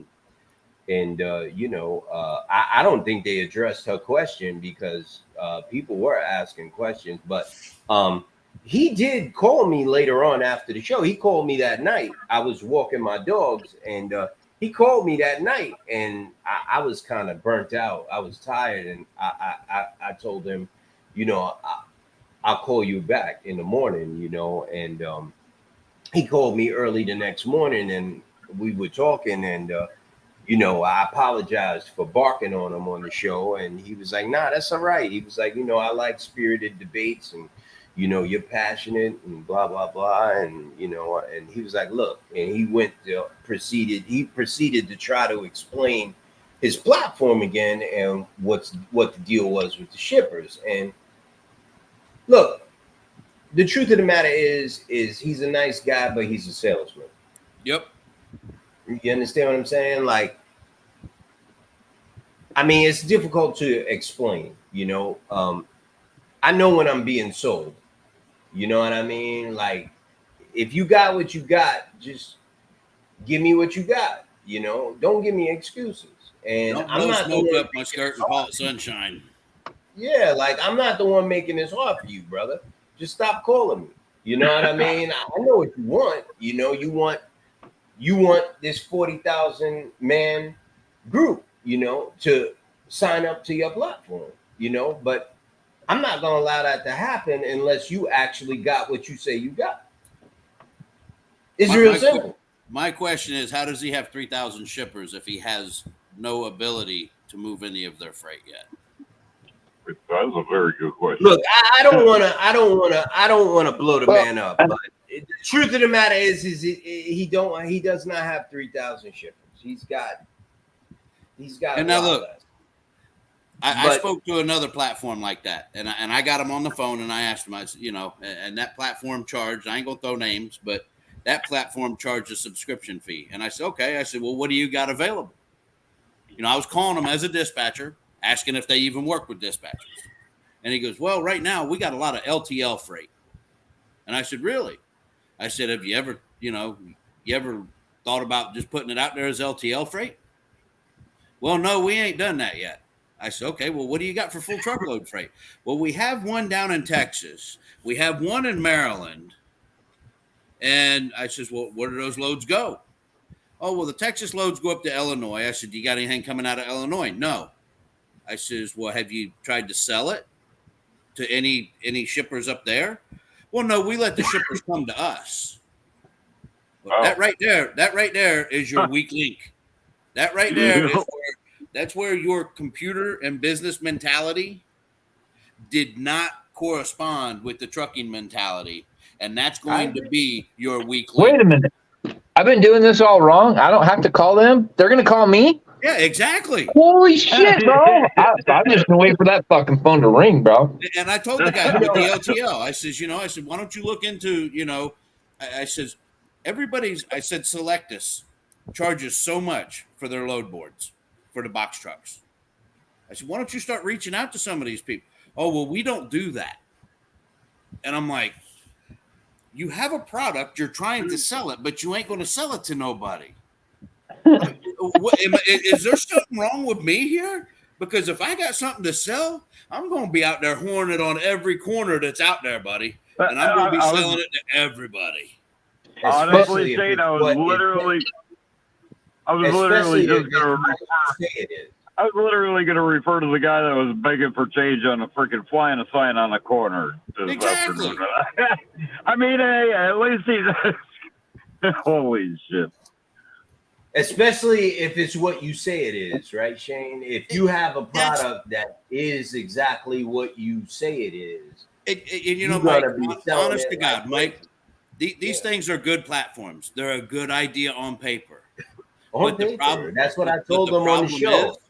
The people that are creating them are not familiar with the trucking industry, and there's that missing puzzle piece there at the end that they just can't comprehend how to do it. If they would bring somebody from the trucking industry in there, they would fill that puzzle piece, and these people would be rocking and rolling, brother. But you saw, I made that suggestion. I said, brother, and they're scared. They're scared. And he But hold on, Shane.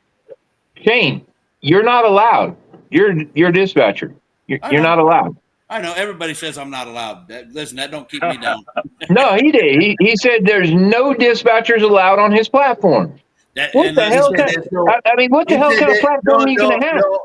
No. He said there are dispatchers allowed on his platform. He said there's no brokers allowed on his platform. He said dispatchers. Mike.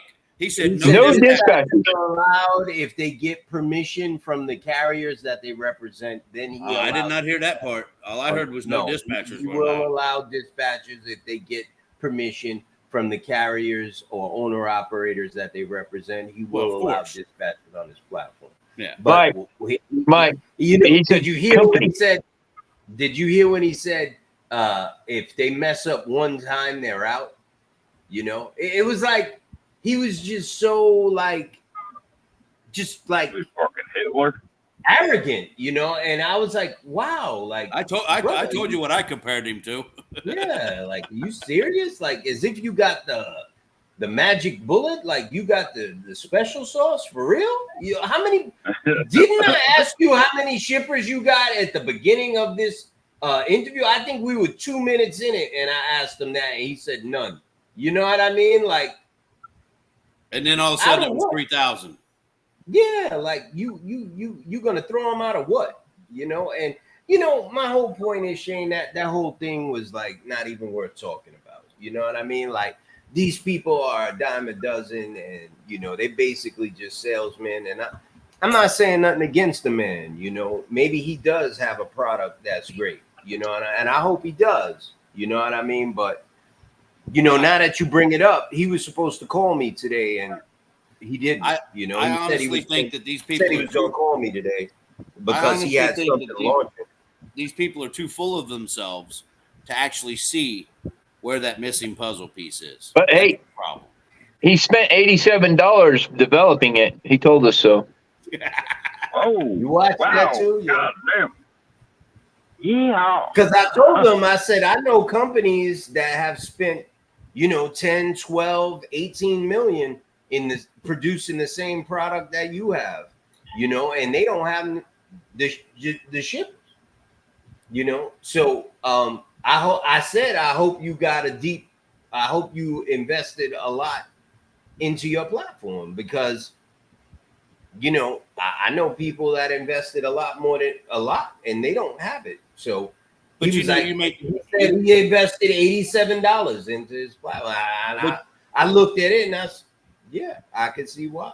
You know, you made a valid point with him, though, too, is the fact that, you know, these brokers, they've got a good gig with the shippers got a good gig with the brokers, you know. I mean, the brokers are holding insurance on it. I mean, the brokers are dealing with it. The don't have to worry about the manpower.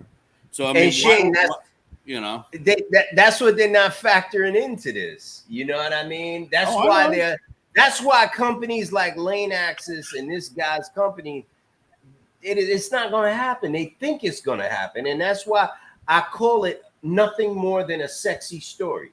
Yep. You can, just because you don't have a product, don't mean you can't sell that story. You know what I mean? And you know, that's all this is, because shippers are not leaving brokers willingly. Well, here's the thing. Being in the broker program, okay, I'm going to tell you right now, the first damn question they ask out their mouth is, what is your capacity? What can you do for my company? Can you drop trailers? Can you do this? Can you do that? What is it you can do for me? Right? That question right there, at that very time, he says, well, I got a load board. I can put you on there.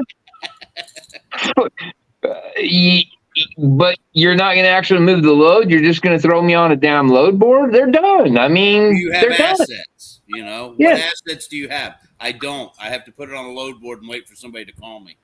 I can throw it on DAT for you. Yeah. But why don't I just have the broker do that? Because I just send him a list of shit I want on the load board. You know, I mean, being in the broker program, number one, people need to understand when you get in the broker program, you literally, out of 100 phone calls, you're going to get one person going to talk to you for a minute, right? I mean, that's just the way it is. That's it. Hey, Chris, I mean, I was a broker agent for 2 years, brother, trying to build my brokerage, and I was working under somebody else's brokerage. Did you just call me Chris? I'm sorry. Oh, I swear to God, Holmes. Do you really just do that? Now we're talking about Florida here, okay? Listen, I want to go to RJ. I want to go to RJ real quick because he just. We love RJ. RJ, it's your turn. What's up, brother? What? I walked into something that I don't even know what the fuck you guys are talking about. RJ, you came in here. We're just trying to get over the 3-hour mark. Yeah, we 3 hours in. Where's Rowdy Piper at, man? No, he's back here. He's chomping on a He's chomping on a red bone right now. Rowdy. My man, what's up, brother? He's like, man, I Yo, got my he's bones. off, Leave me alone. he's off duty. He is the Yep. LD. He off duty, man. He like, yo, leave me alone. Be on this break. Okay. 100%. Hey, Hold up. I'll Mike, tell in you what. trouble. I wish I had his life. Oh, Yeah. we gotta keep it down. Listen, I told y'all. No, listen, I told you we done. I told you a half an hour ago we were finished. So don't blame me. It's got my ass heading to me. I told you a half an hour ago I wanted to shut the show down. So this is all your fault. Okay, Jamie, calm down. What? I don't see Egg McMuffin. Yeah, he got bumped. He had a bad. RJ, listen, we're about to shut the show down, so I'm gonna give you the floor, All right, man. bro. I'm sorry, bro. It's all good, dude. I'm spent for the day anyway, so. I hear you. You look tired. Where are you? Hamilton, Ohio. Damn old. Yo, nigga, I boy. thought you were going home, bro. Yeah, you know, me too. Okay, I'm gonna leave that right there. Yep. I apologize for that. We're gonna talk though. We definitely gonna talk. In any case, everybody, thank you for being here. I think we had a great show once again. It went over at least an hour and a half longer than I wanted it to. One of these days, I'm gonna get a hard stop in here, and we're gonna shut it down on time. You guys have a great rest of your night, and we'll be back here. I don't think we're gonna be back here tomorrow because I don't think we can squeeze this in with Twitter. But we will be back on Wednesday, definitely. All right. All right, y'all take care. Be safe, man. Yeah, man. Everybody. You know how you do a hard stop, Mike? You see that button right there that says stop? You just hit it. Like right now, just hit it. You're done. Hard stop. There you go. Bye. Like that. Yeah. All right, fellas. Yep, you guys have a good Thanks night. for being here. See the button? Get it tomorrow. There we man. go. Hard stop. There you go. You're the only one who don't know how to do a hard stop. Actually, I do. Here we go. Hard stop. Have a great night. Thank you for being here. Bye-bye. See you tomorrow. No, Wednesday. Bye-bye.